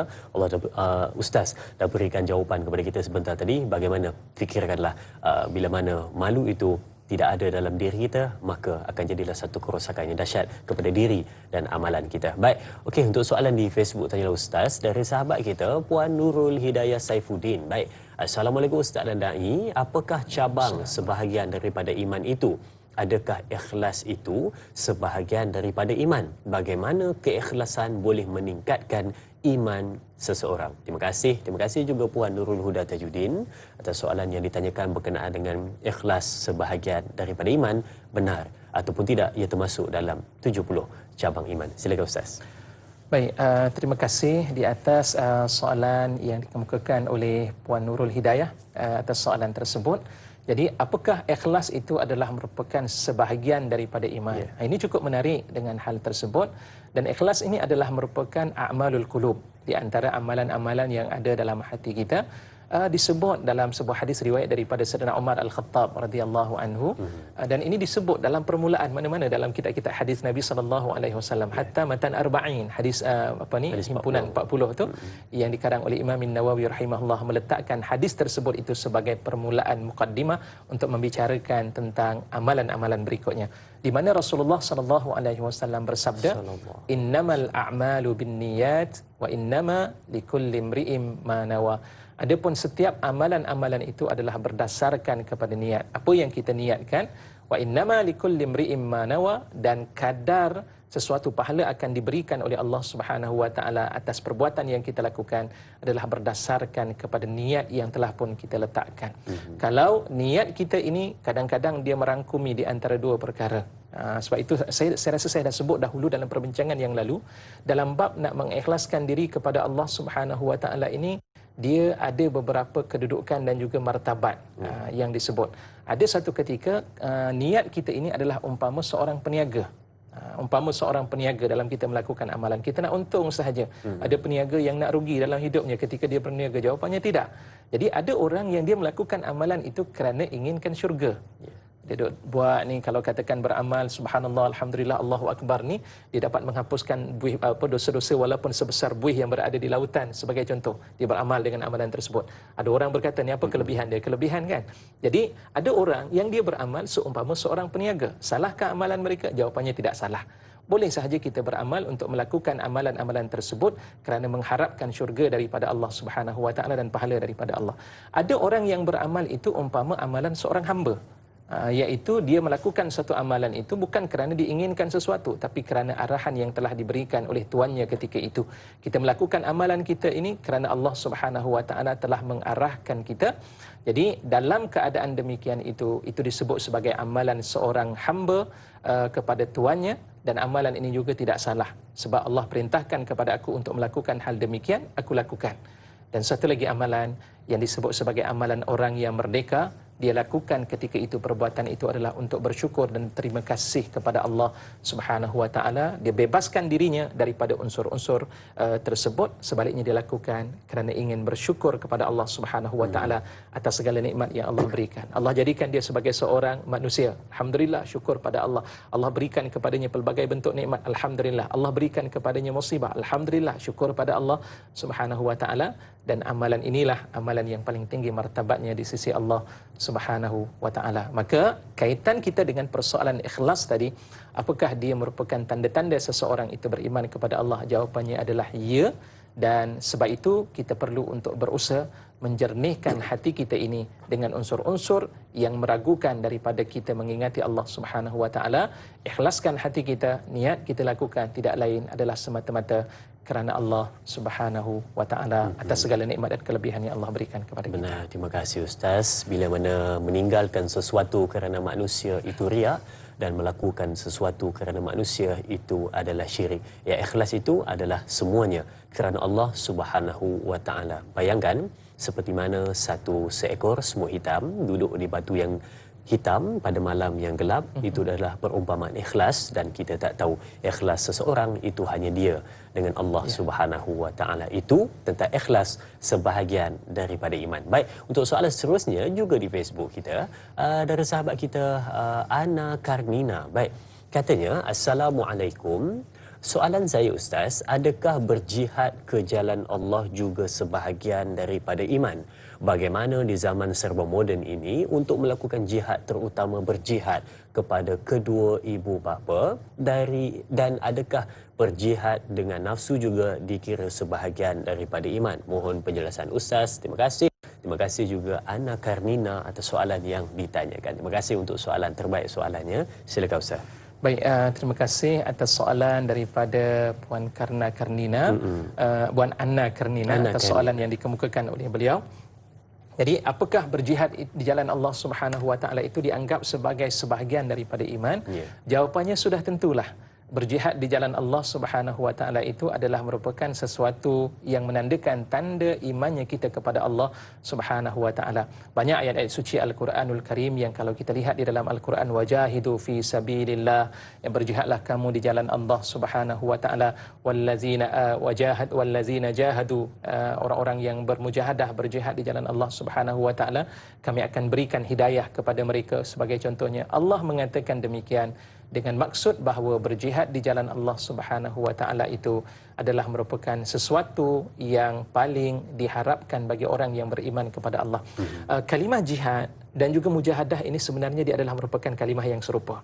Dalam bahasa Arab ni tuan-tuan, para penonton yang dikasihi dan dirahmati Allah, sedikit dari sudut bahasa. Dalam bahasa Arab, kalimah jihad dan juga kalimah mujahadah itu dia diambil daripada perbuatan jahadah. Ya, dia telah bersungguh-sungguh berjihad. Dan bila kita sebut dengan kalimah jihad ataupun mujahadah ini, artinya bukan hanya sekadar kita berperang di jalan Allah Subhanahu Wa Taala. Sekarang ni nak berjihad bagaimana Ustaz? Berjihad banyak. Jihad ini kesungguhan kita dalam melaksanakan perintah daripada Allah Subhanahu Wa Taala, dalam kita melaksanakan agama yang Allah Subhanahu Wa Taala turunkan pada kita. Tadi disebut antaranya perkara yang berkaitan dengan melakukan kebaikan kepada ayah dan juga ibu. Jelas sekali dalam Al-Quran memang Allah menitik beratkan tentang soal kita melakukan kebaikan, birrul walidain, buat baik kepada ayah dan ibu. Ada suatu hadis Nabi SAW daripada Abdullah bin Mas'ud radhiyallahu anhu, bila ditanya apakah amalan yang paling afdal kepada Nabi SAW, setelah ditanya kepada Nabi SAW, Rasulullah letakkan yang pertama adalah menjaga solat, dan kemudian yang kedua Rasulullah kata birrul walidain, iaitulah lakukan kebaikan kepada ayah dan ibu. Yang kedua dalam surah An-Nisa Ayat ke-37 sebagai contohnya. Allah mengatakan jelas sekali, Allah mengatakan sembahlah kamu akan Allah, dan kemudian Allah kaitkan wabil walidaini ihsana. Sesudah daripada sembah wa'budu disebut oleh Allah, sembahlah kamu akan Allah itu, dan kemudian Allah meletakkan susunan berikutnya, lakukan kebaikan kepada ayah dan juga ibu. Maknanya dengan erti kata yang lain, kita berusaha untuk mendekatkan diri kepada Allah Subhanahu wa taala itu adalah merupakan sesuatu yang menunjukkan tanda iman kita kepada Allah. Mulakan dengan kedudukan yang tertinggi, iaitu dengan pertama bermujahadah, kita melakukan perkara yang diwajibkan oleh Allah, dan diikuti bermujahadah kita melaksanakan perkara-perkara yang digalakkan dan disunatkan kita untuk kita melakukan dalam kehidupan kita. Allahu a'lam. Berjihad itu maknanya bersungguh-sungguh dalam melakukan sesuatu yang diperintahkan oleh Allah Subhanahu wa taala. Pertama yang diperintahkan oleh Allah, dan apa juga yang dianjurkan oleh Nabi Muhammad sallallahu alaihi wasallam, bersungguh-sungguh dan melakukan yang terbaik. Okey, soalan seterusnya di Facebook dari Puan Nur Hayati Ismail. Baik, soalannya, Assalamualaikum. Ustaz, jika sabar sebahagian daripada iman, di mana letaknya redha dan syukur? Okey, Kak Yat, Bandar Tasik Puteri, Rawang, Selangor. Terima kasih Kak Yat untuk soalannya. Katanya tadi dengan penuh ketegasan soalannya, kalau sabar sebahagian daripada iman, di mana letaknya redha dan syukur? Jadi soalannya Ustaz, di mana? Baik. Terima kasih atas soalan yang dikemukakan oleh Kak Yat ataupun Puan Nur Hayati. Atas soalan tersebut, kalaulah sekiranya sabar itu adalah merupakan sebahagian daripada iman, di manakah letaknya redha dan syukur kepada Allah Subhanahu wa taala? Keseluruhan sifat-sifat tersebut ini ulama telah meletakkan sebagai a'malul qulub. Dia adalah merupakan amalan-amalan yang terletak dalam hati kita.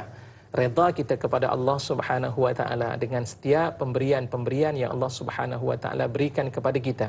Lantas bila kita meletakkan rasa redha kita kepada Allah, dia akan melahirkan ucapan-ucapan yang menunjukkan tanda kita redha dengan Allah Subhanahu wa taala. Allah bagi sedikit kepada kita, ucapkan alhamdulillah, sebutan alhamdulillah yang keluar daripada mulut kita.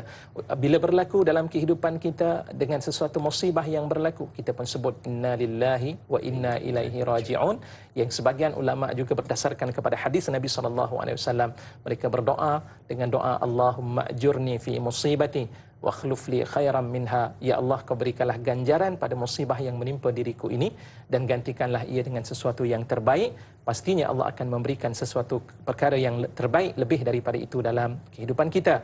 Jadi perkara perbuatan-perbuatan yang kita lakukan sebagai tanda redha kita kepada Allah, itulah sebenarnya kedudukan redha kita. Jadi bila ditanya di mana kedudukan redha, dia berada dalam hati, tapi dibuktikan dengan amalan-amalan kita. Dan begitu juga dengan syukur kita kepada Allah Subhanahu wa taala. Ya Allah katakan dalam Al-Quran, la in syakartum la azidannakum wa la in kafartum inna azabi lasyadid.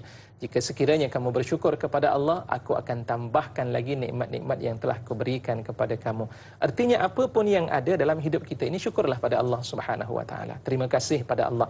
Ucapkan kalimah alhamdulillah, dan pada saat yang serupa syukur kita dengan kita melaksanakan tanggungjawab kita sebagai seorang yang beriman kepada Allah Subhanahu wa taala, itu sebagai tanda syukur.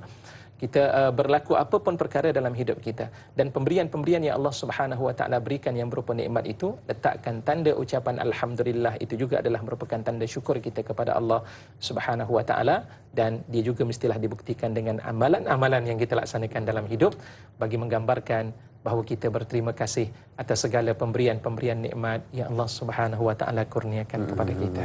Benar, sabar sebahagian daripada iman, dan di mana letaknya redha dan syukur?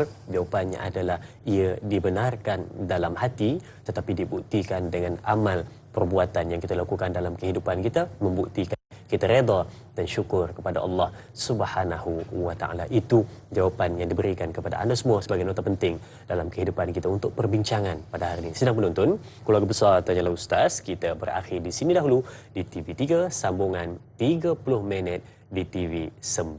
Dan kalau kita dapat lihat sebelum kita berehat tu, kita kongsikan kepada anda terlebih dahulu berkenaan dengan status terkini COVID-19 di Malaysia. Saksikan terlebih dahulu setakat jam 5 petang 8 November 2020, kes baharu ada 852 kes, 839 kes tempatan dan 13 kes import.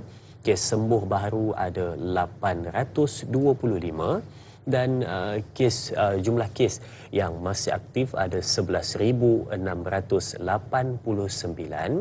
dan kes kematian baru yang berduka citakan kita ada 4 kes baru dan menjadikan jumlah kes keseluruhan 40,209 kes. Jadi teruskan kepada anda semua mematuhi SOP yang telah ditetapkan, jaga kebersihan, pakai pelitup wajah nak ke mana-mana, jangan berada di tempat yang sesak dan keluar jika perlu sahaja. Pastikan keselamatan diutamakan. Kita jaga kita dan sama-sama kita putuskan rantaian COVID-19. Jadi kita berakhir di sini dahulu di TV3, sambungan 30 minit di TV9. Sambungan teruskan menonton. Tanyalah Ustaz, biar tahu, jangan keliru.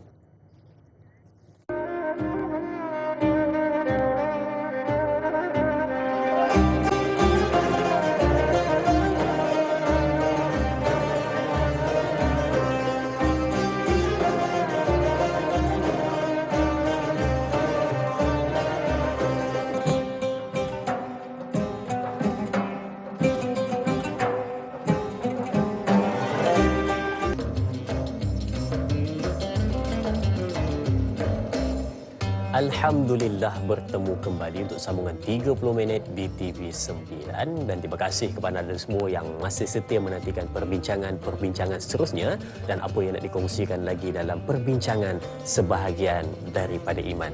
Dan pada hujung-hujung ini kita nak bawakan kepada anda berkenaan dengan kesempurnaan iman dan apakah pelengkap pada kesempurnaan iman seseorang itu, dan kita nak bawakan kepada anda satu hadis Nabi Muhammad SAW yang membawa maksud tidak sempurna iman seseorang di antara kamu selagi mana dia tidak mengasihi saudaranya seperti mana dia mengasihi dirinya sendiri. Dan adakah perkara ini juga, mengasihi ataupun berkasih sayang ini, terkait juga dengan penyempurnaan iman dan sebahagian daripada iman. Sama-sama kita dengarkan pencerahan bersama bintang ilmuwan kita Al-Fadil Ustaz Firdaus Subhi. Silakan Ustaz. Baik, terima kasih Da'i atas perkara yang berkaitan tentang soal ukhuwah fillah, iaitulah kasih sayang kita kerana Allah Subhanahu wa taala. Pertamanya tuan-tuan, para penonton, tanyalah Ustaz biar tahu jangan keliru. Bila kita berbicara tentang persoalan cinta dengan manusia, itu juga adalah merupakan salah satu perkara yang dianjurkan oleh Nabi sallallahu alaihi wasallam. Pertamanya dalam hadis tadi yang disebutkan, di mana Rasulullah sallallahu alaihi wasallam bersabda, la yu'minu ahadukum hatta yuhibba li akhihi ma yuhibbu li nafsihi. Tidak akan beriman salah seorang daripada kamu, sehinggalah maksud tidak beriman itu imannya tidak sempurna. Tidak akan sempurna iman seseorang itu sehinggalah dia menyayangi akan dirinya seperti mana dia menyayangi saudaranya itu seperti mana dia menyayangi akan dirinya. Kita sayang kepada diri kita ni, kita nak jaga penampilan yang ada pada diri kita. Begitu juga kita melihat orang yang susah yang bersama dengan kita di kalangan orang-orang yang beriman kepada Allah. Mereka memerlukan bantuan, mereka memerlukan seperti mana apa yang kita perlukan, kita boleh berikan kepada mereka akan sesuatu itu, sehingga di dalam Al-Quranul Karim Allah Subhanahu wa taala menyebut, antaranya dalam juzuk yang keempat, Allah menyebut lan tanalul birra hatta tunfiqu mimma tuhibbun. Tidak akan kamu mencapai akan sesuatu kebaikan di sisi Allah Subhanahu wa taala sehinggalah kamu menafkahkan apa yang kamu sukai kepada mereka yang memerlukan akan bantuan dan pemberian daripada kamu. Subhanallah, Islam begitu mengambil berat tentang soal ukhuwah dan juga kasih sayang. Ada dalam hadis Nabi SAW yang lain. Banyak hadis-hadis yang berkaitan dengan cinta dan sayang kita kepada saudara kita ni banyak. Yang kedua, hadis yang Rasulullah SAW sebut berkaitan tentang halawatul iman. Kita nak merasai manisnya sesuatu minuman, kita kena rasa. Betul. Air ini manis ataupun tidak. Ini air kosong saja. Tak rasa manis tersebut. Tapi air yang manis kita nak menentukan dengan kita merasai. Iman kita nak menjadikan iman kita manis. Diajar oleh Nabi SAW dengan 3 perkara. Ya, perkara yang pertama, ya Rasulullah SAW katakan, salasun man kunna fihi wajada halawatal iman. 3 perkara yang barang siapa memilikinya, maka dia akan merasai akan kemanisan iman. Yang pertama, an yakunallahu wa rasuluhu ahabba ilaihi mimma siwah. dengan menjadikan Allah dan juga Rasulnya itu lebih dicintai, lebih disukai berbanding selain daripada keduanya. Cinta kita kepada Allah, cinta kita kepada Rasul dengan cara bagaimana? Caranya dengan kita mengikuti perintah-perintah, peraturan-peraturan yang telah diatur dan disusun oleh Allah Subhanahu wa taala dalam kehidupan kita. Itu menandakan tanda cinta kita kepada Allah Subhanahu wa taala. Maknanya tidak cukup dengan kita sebut Allah, tidak cukup dengan kita menyebut kalimah subhanallah, tapi mestilah diiringi dengan amalan-amalan yang Allah telah pun wajibkan dan perintahkan kepada kita untuk kita laksanakan. Kemudian yang kedua, disebut untuk kita meraih akan rasa kemanisan iman kita kepada Allah Subhanahu wa taala, untuk melahirkan rasa manisnya iman, iaitulah dengan ayyuhibbal mar'a la yuhibbuhu illa lillah. Dengan kita mencintai seseorang itu, tidaklah kita mencintainya melainkan hanya semata-mata kerana Allah Subhanahu wa taala. Orang yang cinta kepada temannya, sayang kepada saudaranya, dia tak cukup dengan kita kata cinta sahaja. Sayang semua. Sebab kadang-kadang best friend yang duduk bersama dengan kita, teman yang rapat dengan kita ni, dia tak berani nak menceritakan sesuatu yang tak baik tentang kita. Padahal banyak orang cerita tentang keburukan ketika itu. Ada kekurangan yang ada pada dirinya, saya tak berani nak bercerita. Tidak. Dalam Islam, bila sebut cinta kerana Allah Subhanahu wa taala, apapun kesalahan yang dilakukan oleh saudaranya perlu untuk diberikan teguran. Dan segala kebaikan-kebaikan yang ada pada dirinya, kita berikan semangat dan perangsang untuk dia meningkatkan lagi akan kebaikan tersebut. Dan segala kekurangan-kekurangan yang ada dalam hidupnya juga perlu untuk kita berikan bantuan. Wallahu fi aunil abdi maka al-abdu fi auni akhi. Allah akan sentiasa membantu seseorang saudara itu selagi mana dia membantu akan saudaranya yang lain. Baik, jelas sekali perkara yang kedua itu, iaitulah kita cinta akan saudara kita kerana Allah Subhanahu wa taala akan melahirkan bibit-bibit keimanan dan kemanisan iman kita kepada Allah. Dan yang ketiga, an yakraha an ya'uda fil kufri, sesungguhnya dia membenci untuk kembali semula kufur, melakukan dosa kepada Allah, seperti mana dia benci untuk dicampakkan ke dalam api neraka Allah Subhanahu wa taala. Jadi tiga perkara itu adalah merupakan perkara yang dapat melahirkan bibit-bibit dan kemanisan iman kita kepada Allah Subhanahu wa taala. Salah satunya cinta semata-mata kerana Allah Subhanahu wa taala. Baik, tentang kemanisan iman hadir daripada tiga perkara yang Ustaz sebutkan sebentar tadi, dan betapa pentingnya bila menyebutkan perkara untuk sama-sama kita ni menjaga. Bila mana kita kasih kepada diri kita, maka sesiapa yang berada bersama dengan kita juga, maka kasihnya seperti kita menyayangi diri kita sendiri. Itu adalah tanda iman seseorang itu berada pada tahap yang sempurna. Baik, okey, untuk soalan seterusnya di Facebook, tanyalah Ustaz dari sahabat kita Mas Nida Johari. Puan Mas Nida, apa soalannya? Assalamualaikum Ustaz dan Da'i, adakah rasa ihsan sesama manusia dan makhluk ciptaan Allah yang lain, contohnya binatang juga, adalah antara cabang-cabang iman? Terima kasih Ustaz. Terima kasih juga kepada Puan Mas Nida atas soalan yang ditanyakan berkenaan dengan ihsan terhadap makhluk lain selain dari manusia. Adakah itu juga cabang-cabang iman? Ustaz, silakan. Subhanallah. Terima kasih kepada Puan Mas Nida atas soalan tersebut. Kita banyak berbicara hubungan sesama manusia. Betul, kita banyak berbicara tentang hubungan kita dengan Allah Subhanahu wa taala, tapi kadang-kadang kita lupa dengan hubungan kita dengan alam sekitar. Kita duduk bersama dengan makhluk binatang, hatta termasuk pokok-pokok yang ada bersama dengan kita. Kadang-kadang kita lupa untuk menceritakan ataupun mengambil berat tentang persoalan tersebut. Islam diturunkan oleh Allah. Jelas sekali Allah menyebut dalam Al-Quranul Karim, "Wa ma arsalnaka illa rahmatan lil alamin." Tidaklah kami utuskan engkau wahai Muhammad sallallahu alaihi wasallam melainkan untuk menimbulkan rahmat ataupun untuk melahirkan rahmat Allah Subhanahu wa taala ke seluruh alam. Sebab itu bila kita berbicara tentang jasad Nabi sallallahu alaihi wasallam, yang mencintai Rasulullah bukan hanya sekadar manusia. Kita sayang, kita berselawat kepada Nabi sallallahu alaihi wasallam, tapi yang mencintai Rasulullah sallallahu alaihi wasallam termasuk dengan batang pokok.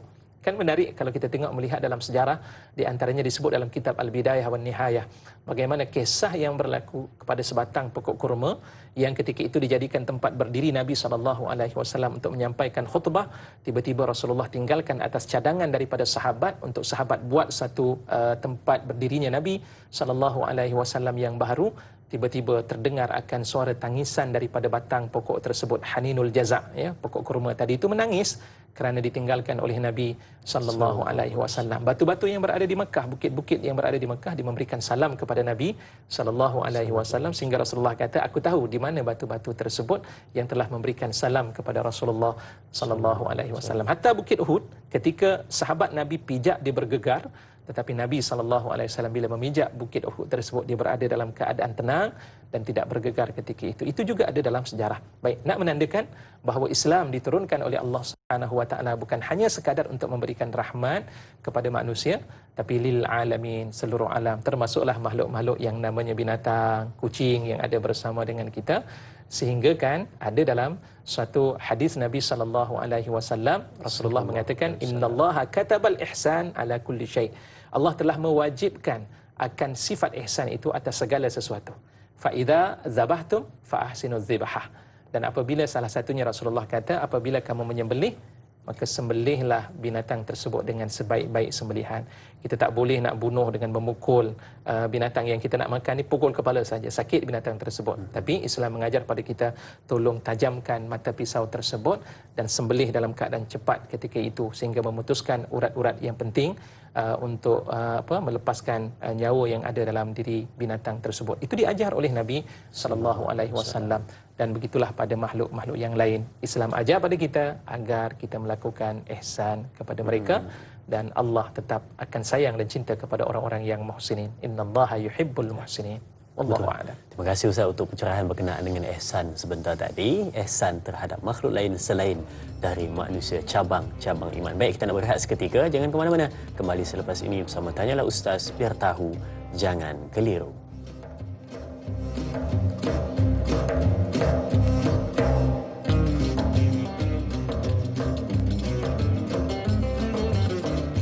Alhamdulillah, kita sambung perbincangan kita. Terima kasih kepada semua yang menyaksikan Tanyalah Ustaz pada hari ini. Sama-sama kita catat apa yang diberikan kepada anda semua dan jadikan nota penting cantik-cantik dan sebarkan kepada sahabat-sahabat anda. Mudah-mudahan beroleh manfaat, berkekalan pahalanya sehingga ke hari kiamat. Itu saham akhirat ilmu yang disebarkan. Baik, sedang penonton, bila kita menyebut tentang iman, hari ini kita membincang tentang iman, ya. Bila kita sebut tentang iman, ramai di antara kita yang faham berkenaan dengan iman hanya terletak pada keyakinan kepada Allah Subhanahu Wa Taala, dan ada pula yang tertanya, adakah ia terkait dengan perkara lain ataupun tidak. Jadi kita nakkan pencerahan dengan lebih terperinci berkenaan dengan persoalan ini. Jom sama-sama kita dengarkan kepada daripada Al-Fadhil Ustaz. Silakan Ustaz. Para penonton yang dikasihi dan dirahmati oleh Allah Subhanahu Wa Taala, ya, kadang-kadang ada orang mempercayai bila sebut sahaja iman itu dia terbatas tentang persoalan yang berkait tentang akidah ataupun hati semata-mata. Memang disebut dalam suatu hadis Nabi sallallahu alaihi wasallam, Rasulullah meletakkan bahawa iman itu terdiri daripada 6 perkara. Seperti mana yang telah pun saya perjelaskan, kisah bagaimana malaikat Jibril alaihissalam bertanya mal iman, apakah itu iman, kepada Nabi sallallahu alaihi wasallam, dan dijawab dengan 6 rukun tersebut. Tetapi sebaliknya, bila kita sebut sahaja tentang soal iman, dia ada cabang-cabangnya dengan hadis yang kita bicarakan dalam hadis riwayat daripada Imam Muslim. Sebab apa saya mengatakan demikian? Ada orang yang dia meletakkan kepercayaan hanya semata-mata kepada Allah Subhanahu Wa Taala. Saya beriman dengan hati saya, Ustaz. Saya percaya adanya Allah Subhanahu Wa Taala. Tuan-tuan dan puan-puan, para penonton yang dikasihi dan dirahmati Allah, hakikatnya ada manusia yang percaya wujudnya Allah Subhanahu Wa Taala, tetapi ada makhluk yang percaya tentang wujudnya Allah Subhanahu Wa Taala, tapi dia masuk dalam neraka dalam keadaan berkekalan. Siapa dia? Tidak lain adalah iblis. Tuan-tuan cuba tengok di dalam Al-Quranul Karim. Saya terlupa ayat yang keberapa, di mana Allah Subhanahu Wa Taala menyebut dalam satu ayat Allah Subhanahu Wa Taala, jika tidak silap dalam surah Al-Hijr, Allah mengatakan ketika itu kata-kata daripada syaitan, bila mana Allah mengatakan kamu akan kekal masuk dalam neraka. Jadi waktu itu iblis telah berkata, la'natullahi alaih, telah berkata kepada Allah Subhanahu Wa Taala, qala rabbi anzirni ila yaumi yub'atsun. Wahai Tuhanku, tolong tangguhkan aku ini, janganlah matikan aku terlebih dahulu, tangguhkan sehinggalah sampai pada hari kebangkitan. Ayat ini ulama mengatakan bahawa iblis dia mengiktiraf tentang kewujudan Allah Subhanahu Wa Taala, mengiktiraf bahawa Allah Subhanahu Wa Taala itu Maha berkuasa. Tapi kerana sifat berlagak dan sombong yang ada pada iblis tidak mengiktiraf Rasulullah sallallahu alaihi wasallam, tidak mengiktiraf Nabi Adam alaihi salam sebagai orang ataupun sebagai khalifah di muka bumi Allah Subhanahu wa taala, maka akhirnya dia telah melanggar perintah daripada Allah. Allah Subhanahu wa taala mencampakkan ia berada dalam neraka dalam keadaan berkekalan. Maksudnya bila kita sebut tentang soal iman, bukan hanya sekadar iman kepada Allah, tapi perlu kepada praktik dan juga amalan-amalan yang mesti dibuktikan dalam hidup kita. Jadi tak cukup dengan hanya kita mengatakan Allah itu Esa, tetapi pada saat yang serupa dia perlu untuk memperlihatkan dengan tanda menunjukkan sayangnya ia kepada Allah dengan mengikuti perintahnya.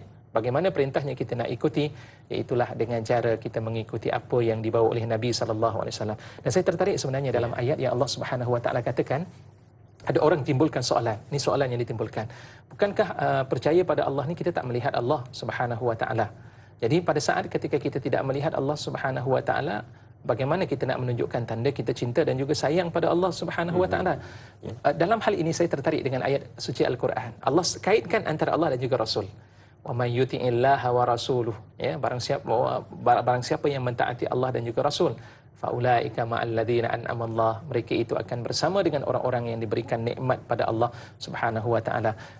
Qul in kuntum tuhibbunallah fattabi'uni, kalau kamu katakan bahawa kamu sayang dan cinta kepada Allah, ikutilah aku, iaitulah ikut apa yang dibawa oleh Rasulullah sallallahu alaihi wasallam, maka dia akan dapat cinta daripada Allah Subhanahu wa taala. Maknanya dengan erti kata yang lain, bila sebut soal iman, dia tidak terbatas dengan hanya sekadar kita meletakkan keyakinan kita pada hati semata-mata, tapi mestilah dibuktikan dengan amalan-amalan dalam kehidupan kita. Wallahu a'lam. Pencerahan berkenaan dengan apa yang ditanyakan sebentar tadi tentang iman, bila mana ia nak melakukan perintah Allah Subhanahu wa taala dan ikut apa yang dilakukan oleh Nabi Muhammad sallallahu alaihi wasallam, dapat kesempurnaan pada iman tersebut. Baik, okey, untuk soalan seterusnya di Facebook, tanyalah Ustaz TV3 dari sahabat kita. Soalannya agak santai soalannya. Baik, dari sahabat kita Tuan Firdaus Rahmat. Assalamualaikum Ustaz dan Da'i serta semua. Soalan saya ialah, adakah sempurna sebahagian daripada iman seseorang sekiranya dia berkahwin? Mohon penjelasan Ustaz. Terima kasih. Terima kasih juga kepada sahabat kita Tuan Firdaus Rahmat. Oh, dekat-dekat nama Ustaz Firdaus Rahmat, Firdaus Subihi, ya, sebelah-sebelah.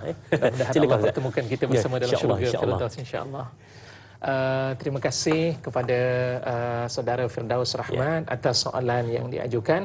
Mudah-mudahan Allah Subhanahu wa taala mempermudahkan urusan mereka yang ingin mengikat hubungan tali perkahwinan tersebut, yang hari ini kita melihat agak susah dan payah sedang berlaku sebagai satu ujian dalam kehidupan kita. Saya tertarik dengan apa yang telah diucapkan ataupun diutarakan dalam soalan tersebut, dan sebenarnya apa yang dikatakan itu adalah berdasarkan kepada hadis yang diriwayatkan oleh Imam Al-Baihaqi, di mana Rasulullah sallallahu alaihi wasallam bersabda, "Idza tazawwajal 'abdu faqad istakmala nisfa dinahu falyattaqillaha nisfal baqi." Atau kama qala an-nabiy sallallahu alaihi wasallam. Rasulullah bersabda, apabila salah seorang daripada seorang hamba itu dia berkahwin, sesungguhnya dia telah menyempurnakan separuh daripada agamanya, maka bertakwalah kamu kepada Allah pada separuh yang berbaki. Kenapa disebut dengan dia telah menyempurnakan separuh daripada imannya kepada Allah Subhanahu wa taala ataupun separuh daripada agamanya? Sebab dengan berkahwin ini dia dapat menyelesaikan masalah yang berlaku dalam hidupnya. Cuba tengok perbezaan di antara orang yang berkahwin dengan orang yang tidak berkahwin. Memang cukup berbeza. Orang yang berkahwin, alhamdulillah, Allah selesaikan permasalahan yang berkait tentang masalah hubungannya, sayangnya kepada pasangan masing-masing itu dengan cara bersama. Kehidupan akan menjadi lebih tenang, dan ini disebut oleh Allah Subhanahu wa taala dalam satu surah yang lain, yang mana Allah kata, wa min ayatihi an khalaqalakum min anfusikum azwaja litaskunu ilaiha wa ja'ala bainakum mawaddatan wa rahmah. Ada tiga perkara hasil daripada perkahwinan, dia akan menimbulkan ketenangan, dia akan menimbulkan sifat sakinah, pertama ketenangan, kemudian yang kedua mawaddah, sifat cinta mencintai akan timbul dalam dirinya, kasih sayang akan wujud, dan kemudian yang ketiga akan lahir sifat saling belas kasihan, rahmah yang ada dalam kehidupan mereka.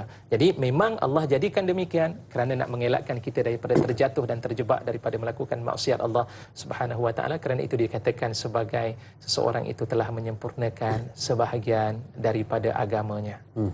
Berkenaan dengan kahwin sebentar tadi. Solat pun akan berasa tenang. Ya, betul, ibadah-ibadah lain akan berasa tenang dengan perkahwinan Maka tersebut. daripada situ akan lahirnya Cuma tadi saya nak tambah sedikit. Apa ni, dai tadi ada sebut, dia kata ustaz, kalau katakan orang yang tak berkahwin ni, dia dah berniat berkahwin tapi tak boleh, tak dapat kahwin juga. Betul, Itu bagaimana keadaan dirinya?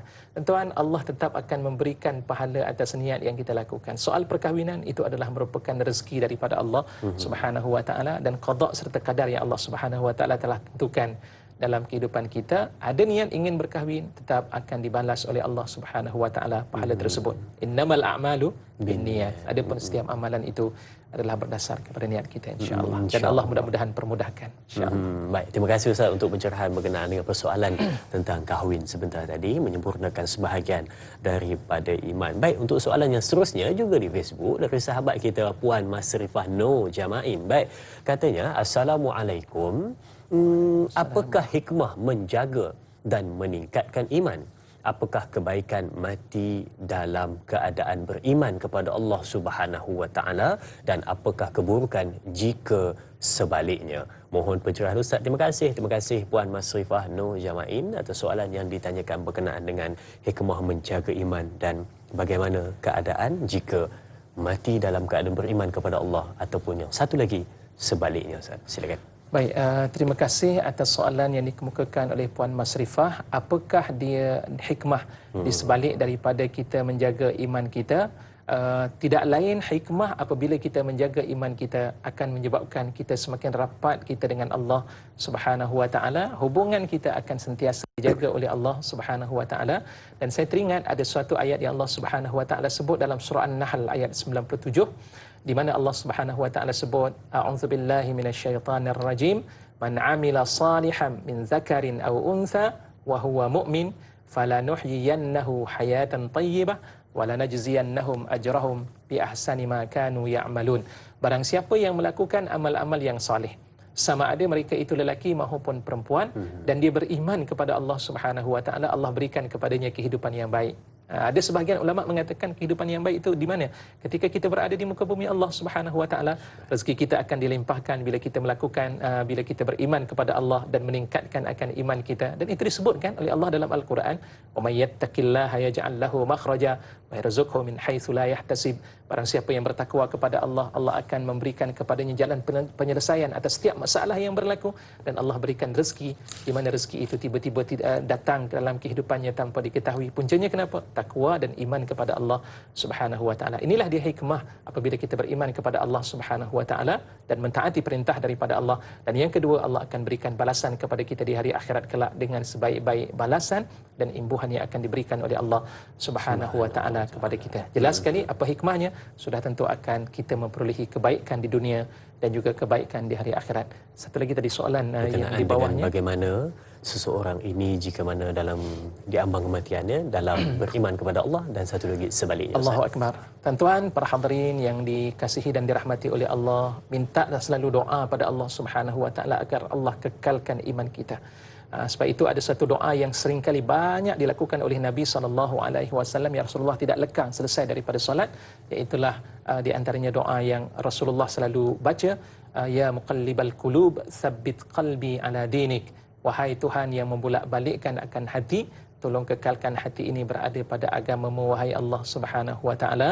Kenapa? Sebab agama inilah yang dapat memberikan kebahagiaan kepada kita di saat ketika kita memejamkan mata yang terakhir semasa kita berada di muka bumi Allah Subhanahu wa taala sebelum bertemu dengan Allah Subhanahu wa taala. Sebab apa? Kerana apabila kita meletakkan iman dalam diary kehidupan kita ini, dalam diri kita, sebenarnya kita telah menyediakan diri kita ini untuk menemui kebahagiaan di saat ketika kita bertemu dengan Allah Subhanahu wa taala, kerana Allah menjanjikan orang-orang yang beriman itu adalah syurga yang akan disediakan khalidina fiha tajri min tahtihal anharu khalidina fiha, syurga yang mengalir di bawahnya sungai-sungai yang begitu bersih sekali kalau kita melihat sifat-sifat syurga. Dan Allah mengatakan khalidina fiha, mereka akan berada kekal dalam syurga Allah Subhanahu wa taala. Inilah yang kita imani dan kita yakini Justru daripada itu, doalah selalu kepada Allah agar Allah mengekalkan iman kita. Di samping doa yang kedua dalam Al-Quran, Allah mengatakan, Rabbana la tuzigh qulubana ba'da idh hadaitana wa hab lana min ladunka rahmah innaka antal wahhab. Allah Subhanahu wa taala mengatakan, wahai Tuhan kami, janganlah kamu tuzigh, janganlah kamu selewengkan, palingkan akan hati kami sesudah Engkau memberikan hidayah kepada kami, wahab lana min ladunka rahmah, ya, dan kurniakan kepada kami akan rahmat dan kasih sayang-Mu ya Allah, sesungguhnya Engkau Maha pemberi kurniaan. Kita minta dan doa pada Allah Subhanahu wa taala, mudah-mudahan Allah kekalkan iman kita, dan mudah-mudahan di saat ketika kematian kita sempat untuk mengucap kalimah la ilaha illallah. Wallahu a'lam. Wallahu a'lam. Pencerahan untuk persoalan yang ditanyakan sebentar tadi. Dan ingatlah, bila mana disebut tentang iman, dibenarkan dalam hati, dilafazkan dengan lisan, dan dizahirkan dengan amal perbuatan yang kita lakukan dalam kehidupan kita. Dan perhatikanlah, setiap apa yang kita lakukan sepanjang kehidupan kita, ia adalah menyempurnakan iman dan sebahagian daripada iman. Dan kita minta Ustaz untuk bacakan doa ringkas pada pagi ini, Ustaz, untuk penutup majlis kita. Silakan. A'udzubillahi minasyaitonirrajim. Bismillahirrahmanirrahim. Alhamdulillahirabbil alamin. Wassalatu wassalamu ala asyrafil anbiya'i wal mursalin wa ala alihi wa sahbihi ajma'in. Allahumma ja'al jam'ana hadha jama'an marhuma wa tafarruqana min ba'dihi tafarruqan mubarakan ma'suma wa la taj'al fina shakiyyan wa la matrudan wa la mahruma برحمتك يا أرحم الراحمين. اللهم انفعنا بما علمتنا وعلمنا ما ينفعنا وزدنا علما. ربنا لا تزغ قلوبنا بعد إذ هديتنا وهب لنا من لدنك رحمة إنك أنت الوهاب. ربنا هب لنا من أزواجنا وذرياتنا قرة أعين واجعلنا للمتقين إماما. ربنا آتنا في الدنيا حسنة وفي الآخرة حسنة وقنا عذاب النار. وصلى الله على سيدنا محمد وعلى آله وصحبه وسلم. سبحان ربك رب العزة عما يصفون وسلام على المرسلين والحمد لله رب العالمين. Amin, amin, ya Rabbal Alamin. Terima kasih diucapkan kepada Al-Fadhil Ustaz Firdaus Subhi. Terima kasih diucapkan kepada semua penonton setia Tanyalah Ustaz. Jangan lupa esok bersama dengan moderator Da'i Anas, bersama dengan ahli panel Ustaz Amran Yusof, dengan topik pengajian hadis 7 dosa besar sihir dan syirik. Teruskan menonton Tanyalah Ustaz, biar tahu, jangan keliru. Sekian, Assalamualaikum warahmatullahi wabarakatuh.